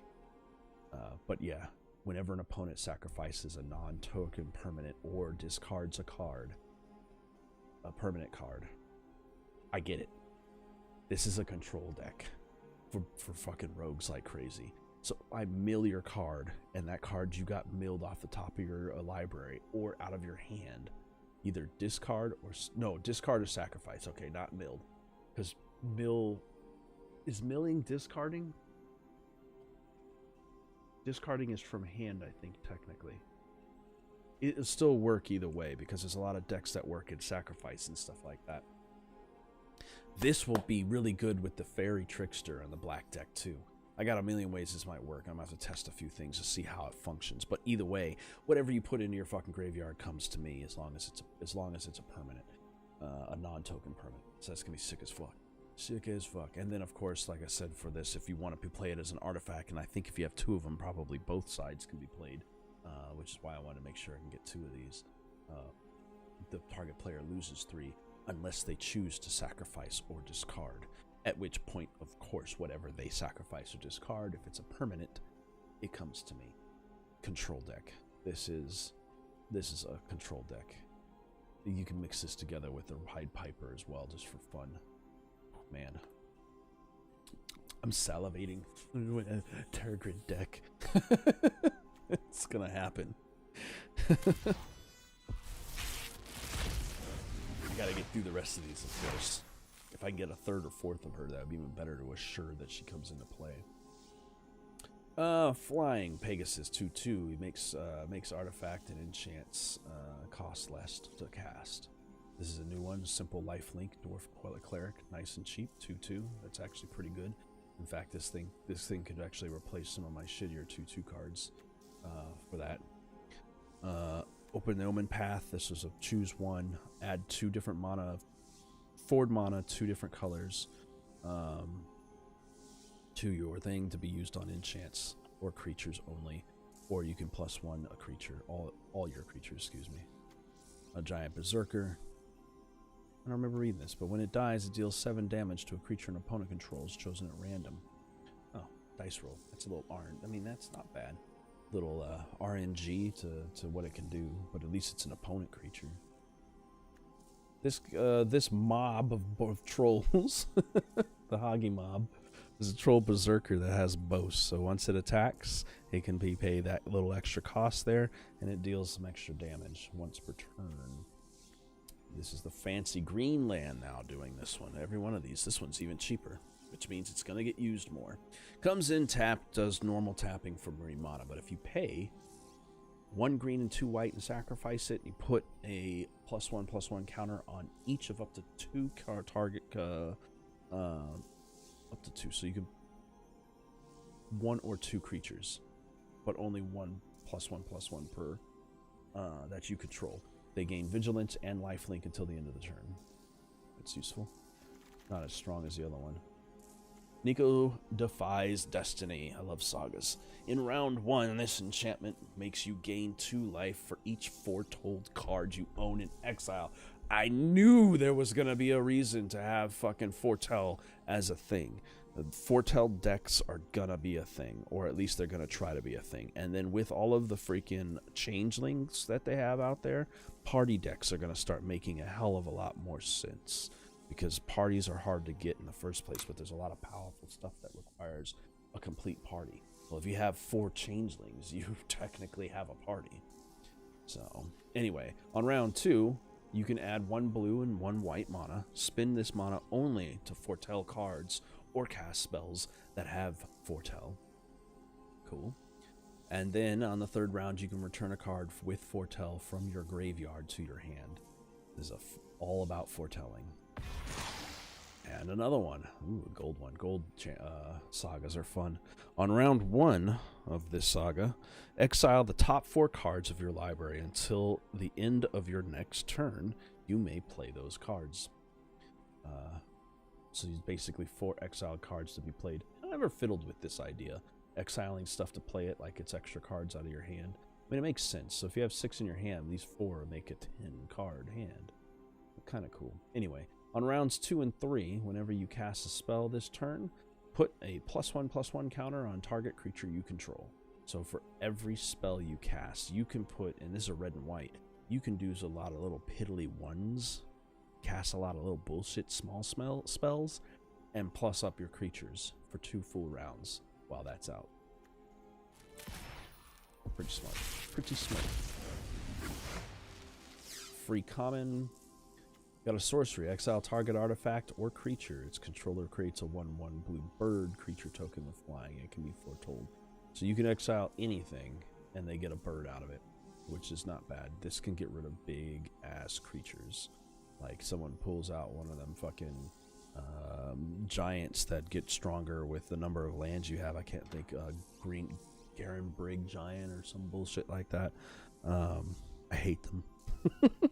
But anyway, that would work good. A boat with vigilance costs only 1 strength to man it, so that's not bad. You can take a 1/1 creature and turn him into a 3/3 by manning this funeral boat. That's pretty good. And it would only kill the boat if the boat dies. I assume that's how crewing works. I like vehicles, but I haven't fiddled with them much because most of them have not been something useful, like turning a 1/1 into a 3/3. By round, theoretically, playing my Cleric deck, I have 2 1 Clerics, 1 white mana and 1 black mana. I could theoretically put that down on round 1. On round 2, I can play this and immediately crew it. And instead of that 1/1 hitting for 1 lifelink, it will have Vigilance 3, which means this thing would be ready to go as a defender as well on the next round, assuming I didn't have a guy tapped to fill it for crew. So by like round 3 or 4, you could still be using those 1/1s to run man boats and then defend. It would be good for early game defense while you build up stronger enemy or stronger cards. This lady has Boast. She's 3/2 when she attacks for a small cost of 1 green, 1 nothing, 1 colorless. You can search your library for a basic land, reveal it, and put it in your hand. Then shuffle your library. I can see these are going to get used along with those fucking bugs that constantly duplicate themselves. Exactly, if you have enough land, it's going to get annoying quick. There's counter cards already, though, that exist to prevent you from putting too much land out at a time. As additional cost to cast this spell, sacrifice a creature and draw 2 cards. This feels like there's a Dark Rites card that exists already for that I think it costs more. We'll look into that. That exact wording exists somewhere else, and I think it draws 2 as well. This is another aura rune. Can be put on a creature or on a... You draw a card when you play it out, which is cool about these auras. I love that about them.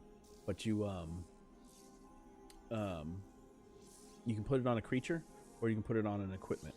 You put it on a creature, that creature has +1 in haste. If you put it on equipment, then that equipment adds the ability +1 in haste.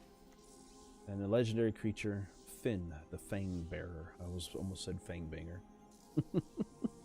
Death Touch. Death Touch, human warrior. When a creature you control with Death Touch deals combat damage to a player, that player gets 2 poison counters. Oh my god. I haven't seen poison counters done. Holy shit.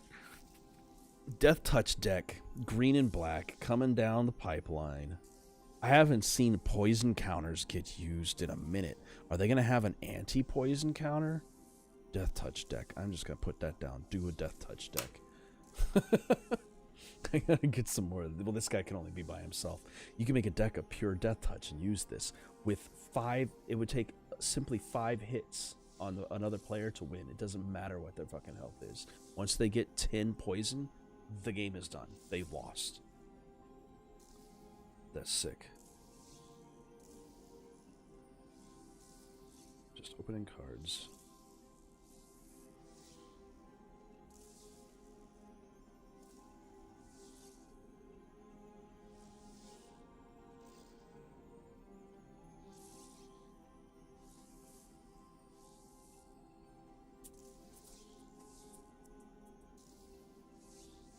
Sorry.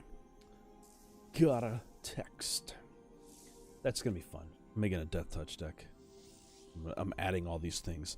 A Nico Defies deck. I got a Death Touch deck. Tergrid deck.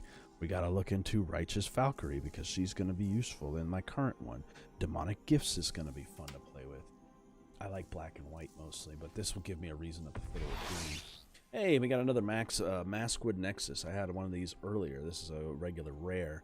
This is when I learned of Changeling, which is going to be the new name for this. Changeling means they're all types, and when I was talking about being able to make party decks easier. I have 2 of these now. This artifact, which is not legendary, so more than one can be out, although I don't see why you would have that unless you like making a ton of Changelings. But this card makes every permanent that you have, creature permanent you have, all creature types. So the same is true for creature spells you control and creature cards you own that aren't on the battlefield. So I keep trying to get my brother to play this game because it's free, but every single time I can't get him into it. He's calling me a nerd for being into this. I'm like, bet you used to play this with me when we were kids.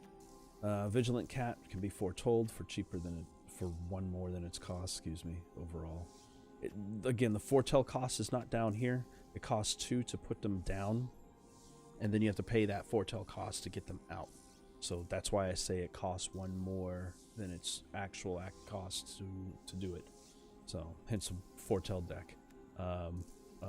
4 colorless, 1 red, or 1 colorless, 1 red if you have a giant. 6 damage to any creature. Counter target artifact and enchantment. This is new one.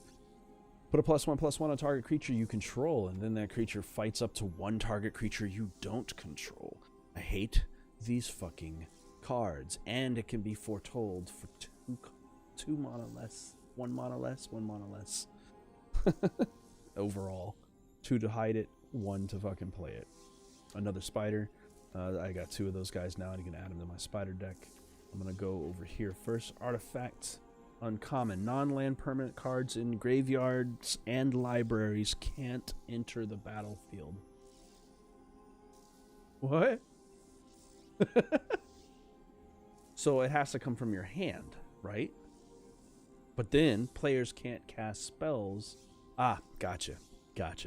So with this out, nobody can play things out of their graveyard or out of their library. You can only play out of your hand or out of exile.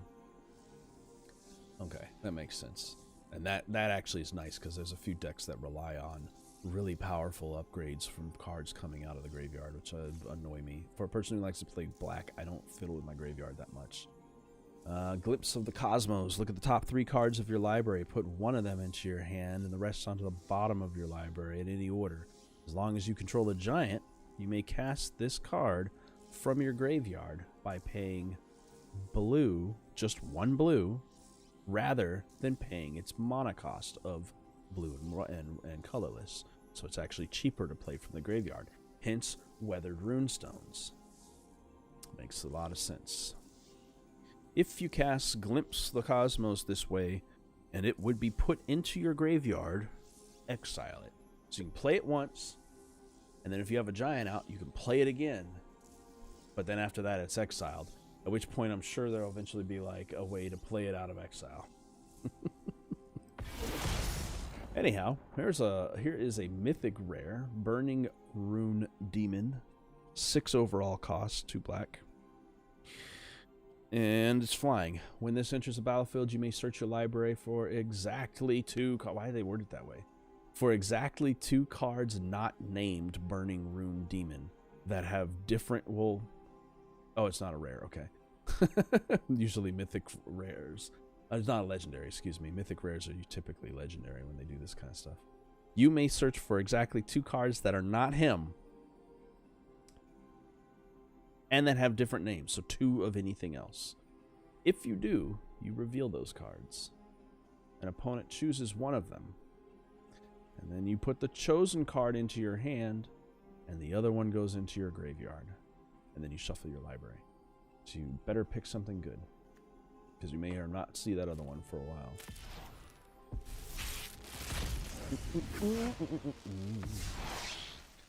Got a free rare, got a free common, got a free uncommon.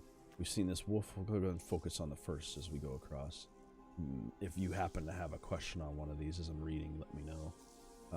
But if it doesn't have this little first logo on it, I'm not going to be reading them again. Raven Wings. Equip. Creature gets +1/+0 and it has flying.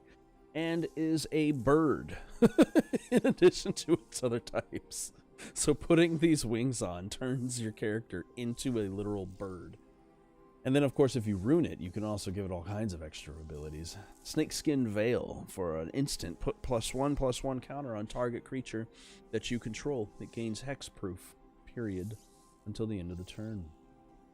And the rare, Reckless Crew. Sorcery. Create X amount of 2/1 red dwarves, Berserker creature tokens, where X is the number of vehicles you control. Nice, nice. That's actually pretty good because you can pretty much man anything with that. That's actually pretty cool. You can make a crew deck. Vehicle deck.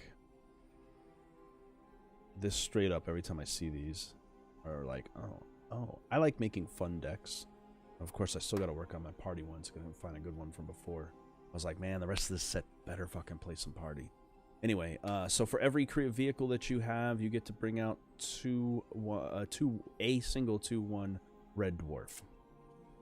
Most likely utilized for the purpose of the vehicle if you want to. Plus the number... Oh, shit, even more. I'm sorry. Let me fully read this. Let me get it all cut off. X is equal to the number of vehicles and equipment that you control. For each of those tokens, you may attach an equipment you control to it. All right. So you can have like 3 vehicles and like 3 equipments. That's going to create 6 of these guys. Of those 6, 3 of them will be able to take that equipment on immediately and pull onto it. I mean, you can even take it off if somebody else has already got it because these guys can take it over. That's pretty cool.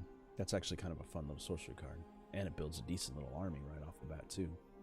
You can make a nice little equipment. A vehicle equipment deck. Vehicular equipment. And red, of course. Next. I'm getting to a point where I'm finally getting a lot of copies and stuff. Copy. We've got ourselves a Battlefield Raptor. Flying and first strike only costs 1. That's not too bad. First strike, 1/2. That's not too bad at all. More Runes of Might. His new aura. A regular aura. Enchanted creature. All enchanted creatures get +2/+2. No, the enchanted creature gets +2/+2. Excuse me. But you can exile this card from your graveyard and return another target aura or equipment card from your graveyard to your hand. So you can utilize this once the creature dies eventually or it gets destroyed or whatever. You can then choose to exile this card out of your graveyard to bring something else back. Dragon Necromancer. That zombie cleric is probably going in my deck. Alright, snow creature. Rare. If a non-token creature an opponent controls would die. So a regular creature dies, non-token. Exile that card with an ice counter on it instead. Interesting. Because you may cast spells from among cards in exile of your opponent that your opponent owns with ice counters on them. And you may spend mana from snow sources as though it were mana of any color you need. And guess where this one's going? This puppy is going right into my fucking... I'm going to go ahead and Draugr. I'm going to write that down. Draugr Necromancer. This is another control card that's going to go quite well with Tergrid. Because Tergrid, with her ability to take anything that's been discarded or sacrificed, this guy then also says, "Hey, did your creature die? Well, now it's exiled, and I can bring it back. I can cast it as my own for whatever I want, for whatever cost I want, so long as he's alive." This is a Protecto card. Protect him, but he can take your deck. I like a deck where I don't have to, I can build in. It was very fun for me to do what I did a lot in Hearthstone. Is a Cleric deck that they had, or a Priest deck, and I built it solely on the ability of stealing your cards from you and making them mine just constantly. And I just love that. That's fun. This type of deck doesn't function very well against non-creature decks, but it's still fun. Fun to play, annoying. Every type of deck has a counter. There's no perfect deck in Magic. I don't care what anyone says. Bunch of stuff that I've already gotten, mana, different boasts and things like that. But a new one, Raise the Draugr. Choose one of these. Either return a target creature card from your graveyard to your hand. Okay. Or return 2 target creature cards that share a creature type from your graveyard to our hand. So another good one for tribal style decks. We already got all these other ones knowledge for. We've got a new Demon Cleric. Oh man, I'm loving it.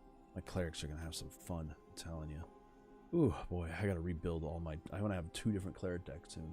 3 probably, a white, a solid black, and a mixture of the 2 at this point. Each non-land card in your hand without Foretell now has Foretell. Its Foretell cost is equal to its normal mana cost, but reduced by 2. Whenever you foretell a card, this Dream Devourer gets +2, +0, until the end of the turn. What does that mean? That means this card with no foretell, I pay 2 to put him into the graveyard, or into my exile, foretell it. I can then pay it back out of the exile into the game for just 1 green, because I don't have to pay that extra 2. Let's say this was a 1/4. If this was a 1/4, I would pay 2 colorless to foretell it. And then with that ability, I could bring it back out for the cost of 2/1, if we imagined it was a 4/1. I don't have an example card that works best for it in here, or I would, oh, this guy does work. So the same thing here. I would put him away for 2, but I can bring him back for 1 red, 1 colorless. That's basically how this works. So that could be a fun little cleric thing. But he makes all your cards have foretell. Period. Another foretell deck option. And I got another colorless. I got another uncommon. Go across these. A snowland enters the battlefield tapped. As it enters the battlefield, choose a color, and it can make a color of that choice. It's any color land you want. This is going to be in a lot of people's decks. It'll be useful for a multicolored deck when you're not getting the one you need. A few of those, and it's uncommon, so it's going to be cheap to get, which means people will definitely have it. An enchantment. At the beginning of your end step, each opponent loses 1 life and you gain 1 life.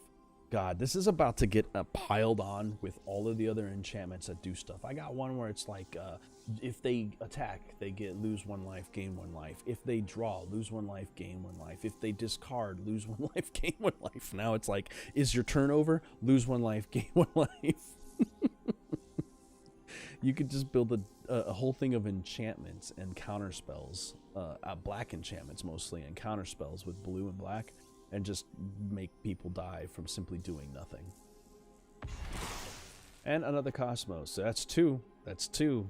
That's all. I only need 4 of these things to make this thing, and that's an artifact that works on anything. But that's drawing in life. This is going in pretty much every deck that people get a chance to fit it in. As long as you can protect your artifacts. Artifact and enchantment destruction from the blue deck, the Annul, is starting to make a hell of a lot more sense on how powerful some of these are. Let's see. I think all of these, yeah, all of these I've done. I don't remember this Valkyrie sword. When this sword enters, you can pay 1 and 4. If you do, create a white. Oh, this is like the amulet. This is like the amulet, but for an angel. So when this comes in, I throw out this sword, and then if I pay that extra cost, making it a grand total of 7 to make, it becomes an angel. A 4/4 flying vigilant angel that now also has +2/+1. That's cool. Elf Cleric, Black Elf Cleric. There's a lot of black elves coming in. When this enters the battlefield, you can choose one of the 2. You can either each opponent loses X life, where X is the greatest number of creatures you control that have a creature type in common. So if all your characters are clerics or elves or whatever, whichever one doesn't have, whichever you have the most of a name, that's how much damage it does. Or you can gain X life, where the same rule in common. More synergy for more synergy for so elf and elf. I love all these black elves, man. But synergy for tribal decks. All right, with this elf berserker's 3/1 damage only costs 2, 1 black. Whenever another non-token elf or berserker you control dies, you draw a card, and you lose 1 life, though. That's still useful in both ways. Typical dark elf shit. Uncommon, and common free. All the rest are cards we've seen. So what's the new one? Another Demon Devour, or Dream Devour. Getting to a point where I'm starting to have gotten one of everything. Not even. another free rare. Giant Rogue. Costs a total of 6, 2 of which are blue. Flash can be played as so it can be played like an instant, and it enters the battlefield tapped. So that's fucking useless. What the hell would you do that for? Why? Why would you want to, like, the whole point of Flash is to drop him and defend or something useful. But he drops tapped, so he can't even defend. You'd have to use one of those abilities where they drop and then you can untap a said card after you add a bunch of shit to it. That would be the only way that would make sense. And another Scald. There's another lots of plus abilities. Next. All have been seen. I am definitely getting to a point where I've had, this is the benefit of getting these 50 packs. And a free gold of my choice. A free rare. Next, see, this is going to go a little faster as I keep going. Red, green land, green, white land, any common I want. There's a new one. Flying Raven, 3/3. Can be foretold for equivalent of its total cost already. Sacrifice for 2 draws. Tree Folk that lets you bring out a creature with a power of 6 or greater into your hand if it dies. The Invasion of the Giants. I don't recall reading this one. Invasion of the Giants, red, blue. I feel like it sounds familiar. Obviously I have because it doesn't say new. But scry 2 on round 1. On round 2 you draw a card, then you reveal then you may reveal a giant card from your hand that you have. When you do, Invasion of the Giant deals 2 damage to a target opponent or planeswalker. Say, hey, look at, I got a giant coming. Also, you're hurt. And then on the 3rd round, the next giant spell that you cast this turn costs 2 less. That's why you do it. You can reveal 1 and rope-a-dope him with this hand over here and then get him with that one on a different type of card. Or, you know, just play out that giant you revealed. I already got a bunch. I already have one of these. I think I got 2 of these, and I got 2 of the other one that I was saying. The reason why it's not new, but I mentioned those in the beginning. They came free with the pre-order. But this is another Planeswalker, black and white, and very useful for my stuff. They have 5 loyalty, and for +1, you can put a ghost form counter on up to 1 target non-token creature. It gains when this creature dies or is put into exile. Return it to its owner's hand. And then create a 1/1 white spirit creature token with flying. So basically, for increasing this guy's loyalty, you can make creatures not immortal, but like they'll die and go back to your hand, leaving a spirit behind. Which you can then, as long as it's not a token creature.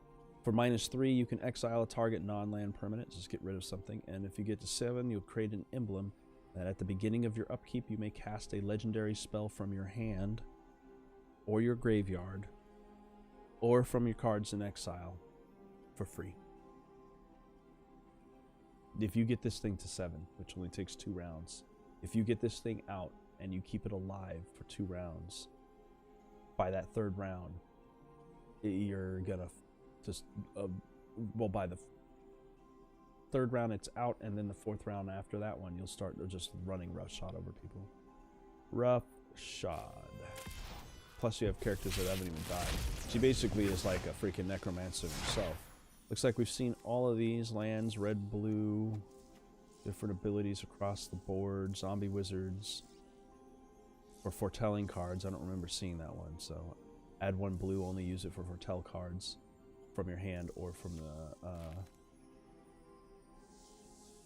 only to foretell a card out from your hand, or for instants and sorceries.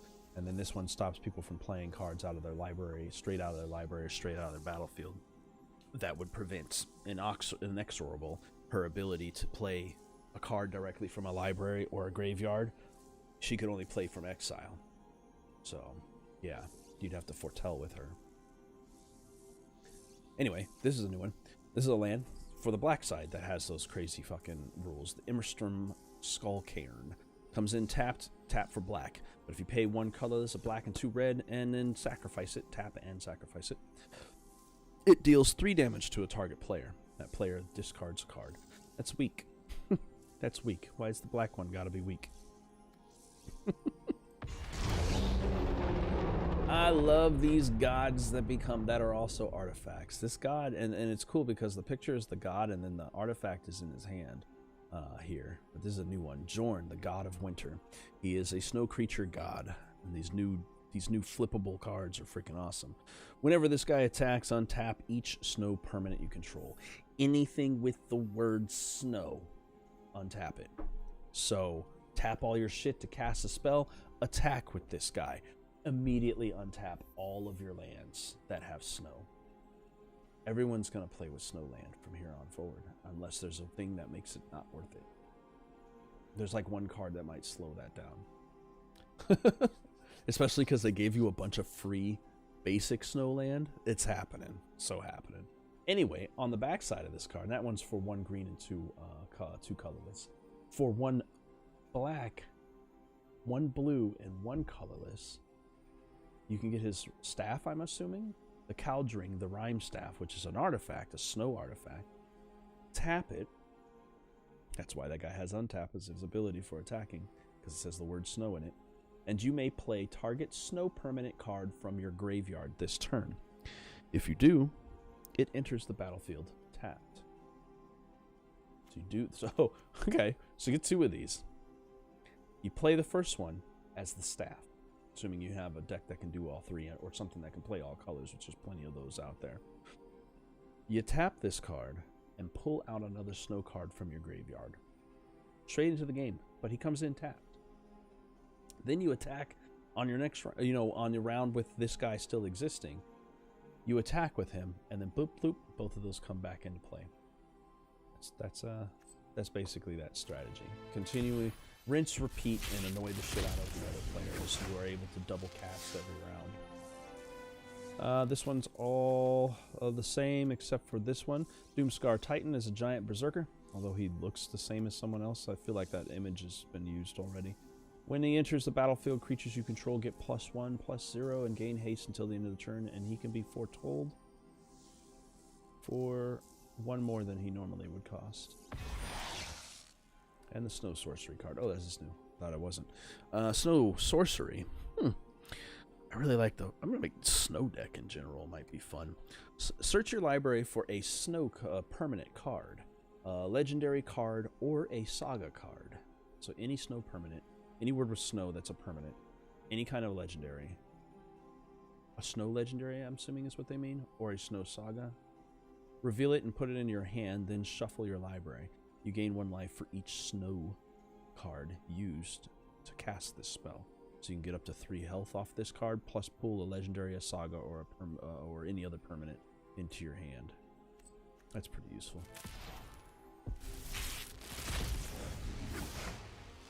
We got a common and an uncommon. A new one here. Broken Wings. Destroy target artifact, enchantment, or creature with flying. Straight up. And a new green. Of course, there's a gold one. The World Tree. Nice. The World Tree. Definitely some freaking Norse mythology. The World Tree enters tapped. You tap it for green. As long as you control 6 or more lands, then the lands that you control have the ability of tap for any color. Pay 2 white, 2 blue, 2 black, 2 red, 2 green. Tap this card and destroy it. Search your library for any number of god cards and put them all onto the battlefield. And then shuffle your library. Yeah, that's going to be fun. I mean, oh yeah. That's going to be fun, too. And most of those God cards cost a lot anyway. You'd have to pay 10. You'd have to mix that together with people like this that can be tapped for any color. Not this one specifically, because you have to tap 2 different cards, but you know what I mean. There's plenty of ways to get extra mana fast.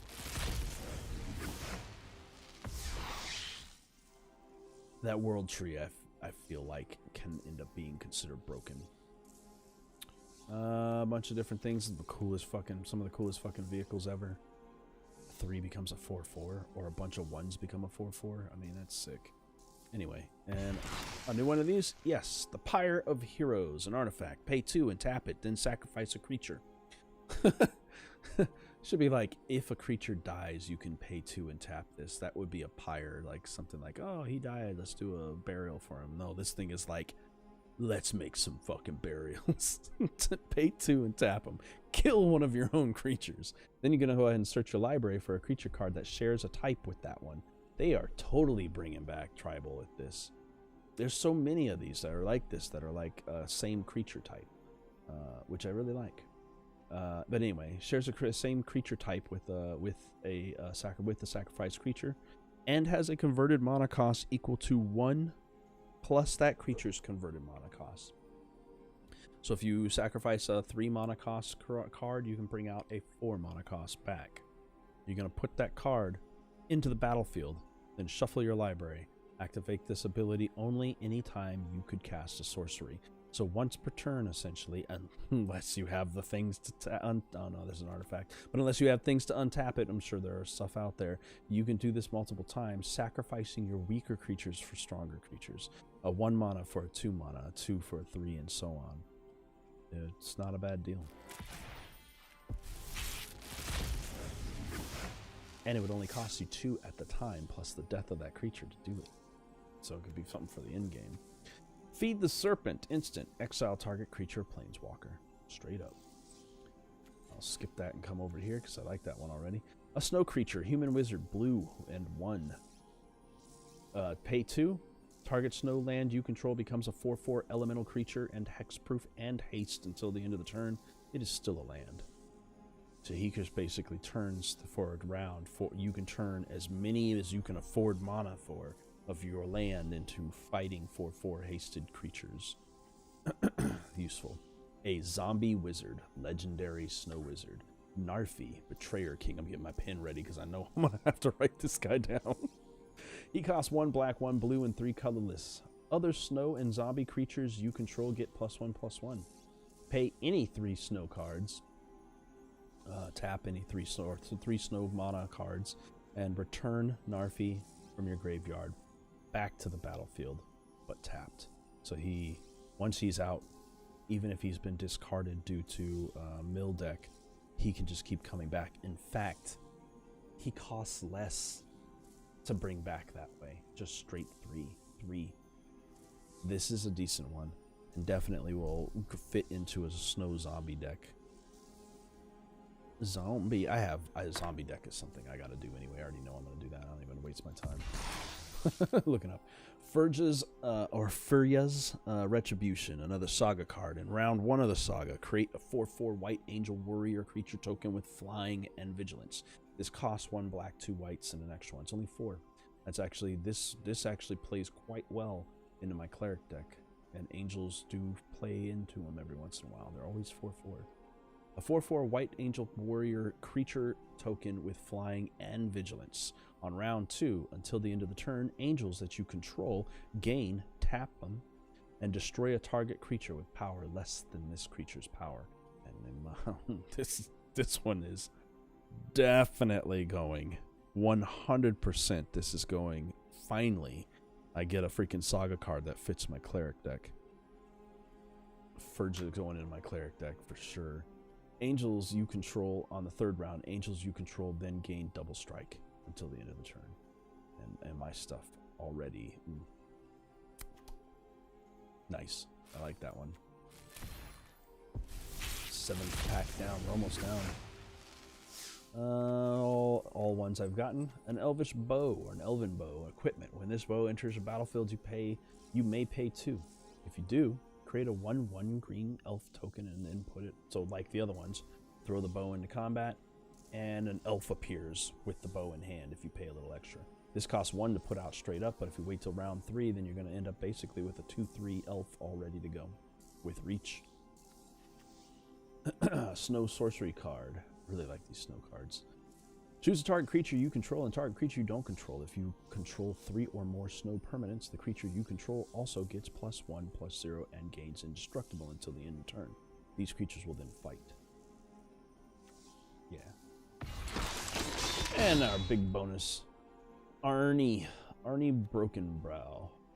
I'll say his brow is broken. Dude's got a fucking like minotaur horn in his fucking head. Jesus. Alright, this human berserker, costing 1 red and 2 colorless, is a 3/3, has haste. And you can boast when you attack for 1 mana. You may change Arnie Broken Bow's base power to 1 plus the greatest power among other creatures you control until the end of the turn. Nice. So you can tap him for attack, and then if you have like a giant off to the side or a dude who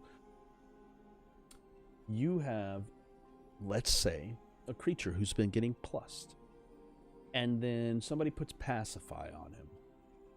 Now you can't use him, but over the rounds he's just being plus, and he's like 14. This guy comes out, and instead you pay 1 extra on your attack, and he goes from being 3 to now having 14 + 1 as his attack damage, to counteract the douchebags that play these white decks that are all about making you stop having fun. I don't remember. See, some of these I just don't remember. I don't remember Master Skald. When Master Skald enters the battlefield, you may exile a creature card from your graveyard. If you do, return target artifact or enchantment card from your graveyard to your hand. I just don't recall it. Did I accidentally break open 10 cards at one point back there? And that's why I saw those other ones? And maybe that's what happened?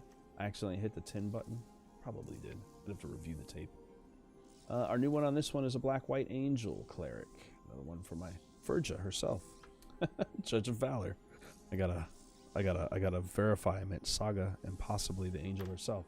She's a flying with lifelink. She costs the same pretty much except for 1 more than her Saga does. Whenever you cast your second spell each turn, look at the top 3 cards of your library. Put 1 of them into your hand and the rest into your graveyard. You better have a deck that plays out of the graveyard or cards that play out of the graveyard. I can see how that would synergize. And the big one, which is the Showdown of the Skalds. We've got a few of those now. I got like 3 of those. I'm glad to get them. I don't get a lot of gold sagas, which is annoying. We got a new one with black and green. Snow Swamp Forest. A snowy swamp forest. A free common of my choice. Revitalize. Gain 3 life. Draw a card. This is just a new art for this one because Revitalize, I think, is... Shit, I know I've seen people use that. So this is just new art for Revitalize. This was the Ascent of the Worthy. This is what I'm talking about. I would have recognized this and would have read through this, right? For the first 2 rounds, choose a creature you control. Until your next turn, all damage that would be dealt to creatures you control is dealt to that creature instead. So you can make 1 creature take all the damage. Utilize with the right combination. That could be useful. For 2 rounds that happens. Or each time. So you choose a creature you control and then the next one you can. Oh yeah? And then on the 3rd and final shot on there, on the round of the saga, you return target creature card from your graveyard to your battlefield with a flying counter on it. That creature is an angel warrior in addition to all of its other types. That's pretty cool. That would be a fun one again to play in an angel cleric deck. Already know this dwarf warrior, so free mythic card of my choice.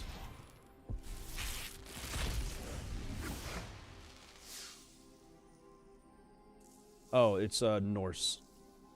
Norse mythology. They're bringing that back. Do you remember snow-covered cards from back in the day when we were playing years ago? Years ago when we were playing as kids, snow-covered cards were a thing. Snow-covered lands and things like that, and they could usually do something. This deck is actually bringing snow-covered lands. The last set brought Landfall back in, and they brought a new thing called Party. This one is bringing back Changelings. It's a bunch of other things like that. So,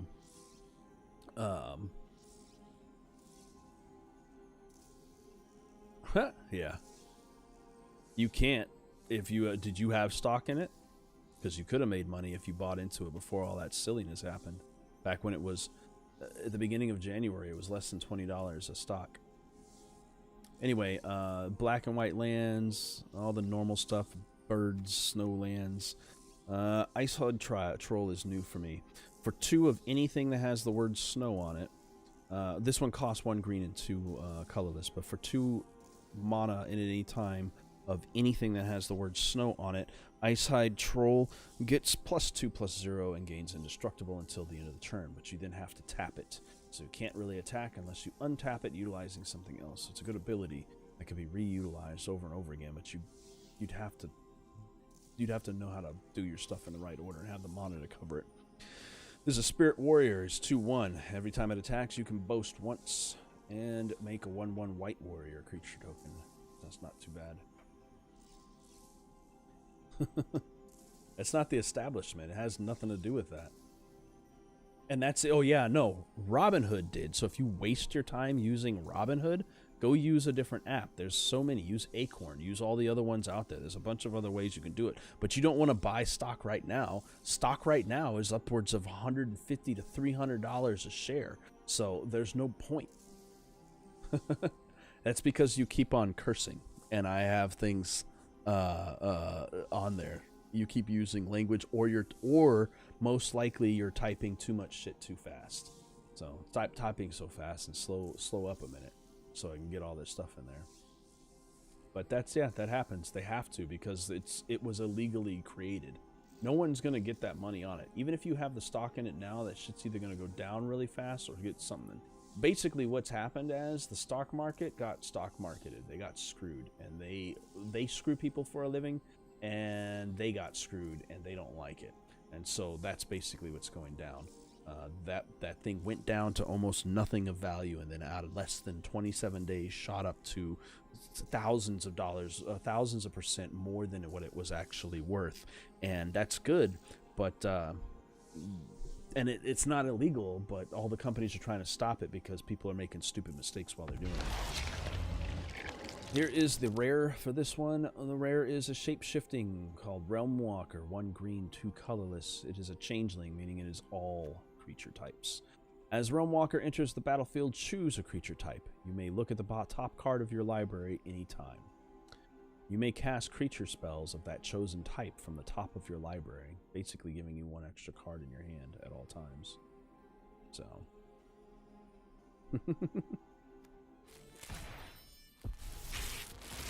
They also, is because with this whole thing happening, it caused a lot of legitimate stock market people who had stock in GameStop.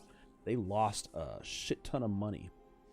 And some of them even went bankrupt, had to stop doing what they're doing. Like, all of it had to get shut down. And now, because it was down to like $20 a share, Joe Blow could spend their paycheck on a bunch of shares, 5 or 6 shares, and now your $20 is worth $500. So say you bought 10 shares, you put $200 in there, and a lot of it's selling for $3.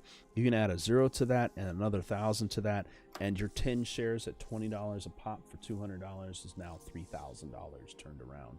And that's the reason why people are making a ton of money off of it. But the people who work that as a living got screwed, and so I think they're upset. Exactly. You gotta fix your typing, man. You've been mistyping a whole bunch of words in here. I'm guessing you were very, very drunk. I wish I was there with you, but I don't have the funds for that right now. All right, the 2 new cards. I see 1 new card on here.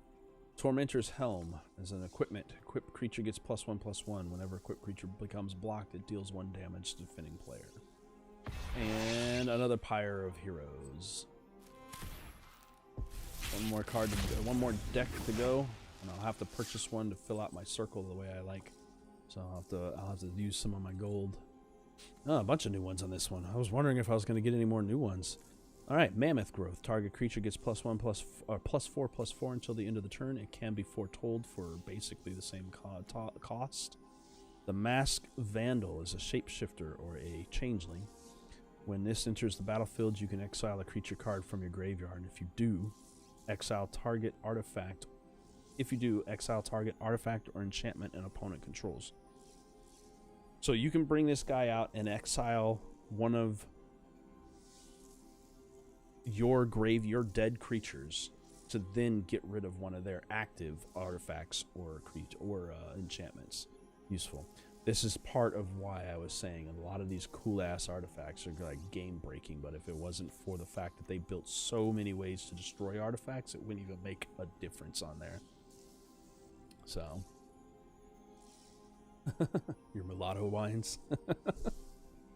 Let's see, I also got Run Amok. It's instant. Target attacking creature gets +3/+3 and trample. Real simple. We got ourselves another instant. Provoke the Trolls. That's some internet shit right there. Provoke the Trolls deals 3 damage to any target. The creature is dealt damage this way. It gets +5/+0 until the end of the turn. So you can attack a fairly strong creature, like the boar that I had earlier. The boar that was 0/6. If I attacked him, he would go down to 3 health, but he would go up to 5 damage. I get that. That's not bad. I mean, I don't think he attacks normally, but nonetheless, that's an example. Because none of these other cards would survive that. Anyway, Bloodline Pretender is an artifact creature. Love artifact creatures. It is also a changeling. When it enters the battlefield, you choose a creature type. Whenever another creature of that chosen type enters the battlefield under your control, put a +1/+1 on this guy. Useful. And another Righteous Valkyrie. Righteous Valkyrie is already written into my list of things that I need to keep an eye on, because whenever another angel or cleric enters the battlefield under your control, you can gain life equal to that creature's toughness. And I have a deck that's all about angels and clerics, so this one's going to be good.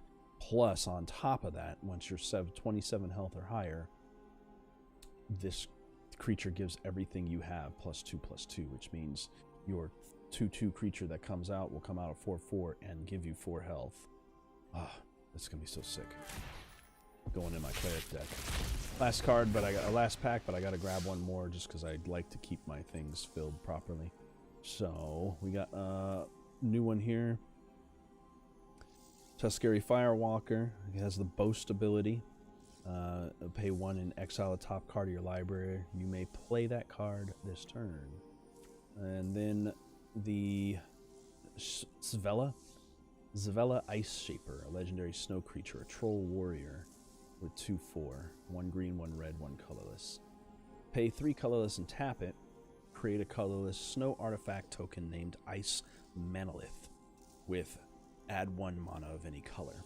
So this thing just produces Iceland, hence Ice Shaper. That makes sense. And then if I want, and I get far enough, especially if I've chosen enough of these Manoliths that don't get destroyed, or Monoliths. Monolith. I get it now. It's spelled differently because it means mana, but it's still spelled the same as monolith. Anyway, pay 6 colorless, a red and a green. Look at the top 4 cards of your library. You may cast a spell from among them without paying its mana cost. Put the rest on the bottom of your library in a random order. And another Realm Walker. Alright, that covers those. Let me pop over into the store real quick just to round out my stuff because that's what I like to do. Straight into packs. We still haven't lost the last set yet. I'm happy for that because I was afraid I've been putting too much into these last 3 sets. Boom, 1 pack. I'm about to be done right now, so just chill for a second here. And because I gotta go prep some other things too. 1 more pack because every time you open, every 6 packs you open for each of these fills it up, and I'm about to fill up 1 more, so 1 extra pack. It's 51. Nothing new on this one. A whole bunch of stuff that I've already got, which is fine. That was that Ox I was literally just talking about.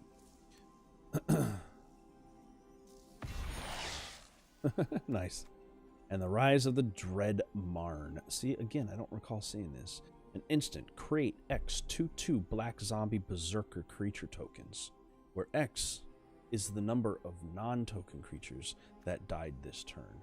So for every single creature, so if you just sent a bunch of enemies in, or they did, and you just let all your shit die, you can then play this instant card and bring every one of them back. Not every one of them, but a bunch of zombies back to replace them. Really useful if you have a bunch of, like, I don't know, 1/1 elves or 1/1 goblins and stuff like that that are already useless anyway, all coming back as one. And then if you have a zombie card, one of the right ones in your hand, as you drop down and bonus up their abilities, the next round they're all ready to attack with more. Plus the homie just wasted all of his attacks. That could play out. That could play out nice. All right, cool. Well, that does that. I am gonna fiddle with my I'm gonna fiddle with my cards in a bit though. Because you're drunk, that's why. Let's see. So yeah, and then I got, and then also for the pre-order for this set, you know, I mean, as they show in the store for all of this stuff here, I also came out benefiting with 3-player draft tokens, so I can do any of these draft tournaments that come off to the side. Traditional drafts, meaning that you get the normal 60-card deck with an extra few cards, so that way you play best of 3, or the premier draft stuff, which is the stuff coming out already. These aren't too bad, and the tokens make it a hell of a lot cheaper to utilize because they are expensive to get into. But the traditionals do the normal best of 3. You only have to win a few, but you get a lot out of it. You win one match, you're getting a pack of cards. I mean, it's not worth the cost you paid, but that's all right. But if you can win 2, you've then officially made enough to make it worth your time. That's why I play regular premier drafts. These are the typical way you play. You get the cards, you get to keep those cards already, and as you go, you can earn a little at a time. 1 win means moving up.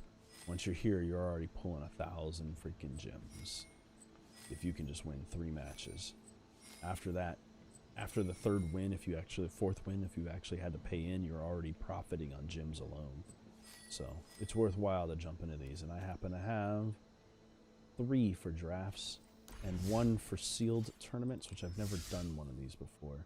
You receive 6 15-card packs. The cards will be added to your collection.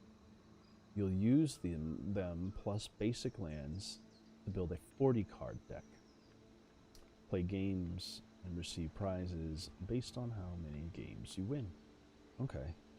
And so you're basically, with my token entry only, you're getting 6 packs of cards automatically. If you win, you get 3 more packs. Even if you lose, you'll get 3 more card packs and 2 gems. If you win, it goes up to 400 gems, 600, 12, 1400, 1600, 2000, and 2200 if you can make it to 7. So that's not bad. This will be the first time I do it. If you lose 3 times, you're out. I get 4 of these tournaments. Plus, I've got enough freaking commons, uncommons, rares, and mythic rares to build a whole fucking deck when you count it all up. So I look forward to that too. But anyway, I hope you guys have been enjoying this stuff. I will get into this more if you'd like it. Let me know in the comments or in the comment section or the thumbs up or whatever, some way. Let me know if you guys are interested in seeing play. But this was Kaldheim. This was the stuff that I got through the new Kaldheim expansion with the pre-orders and things. I've got a lot of shit to do. I've got to get at least one of these done today. But I've also got some things I got to prep in the house and get ready for. So yeah, I hope you guys have been enjoying all of this. And if you have, then I will see you all in the next episode of whatever it is I play next live stream. So the next live stream. Normally these would have been... Normally these current live streams would have been Cyberpunk, and this came out. So I wanted to look at it. So yeah. But anyway, hope you enjoyed, and I'll see you all next time.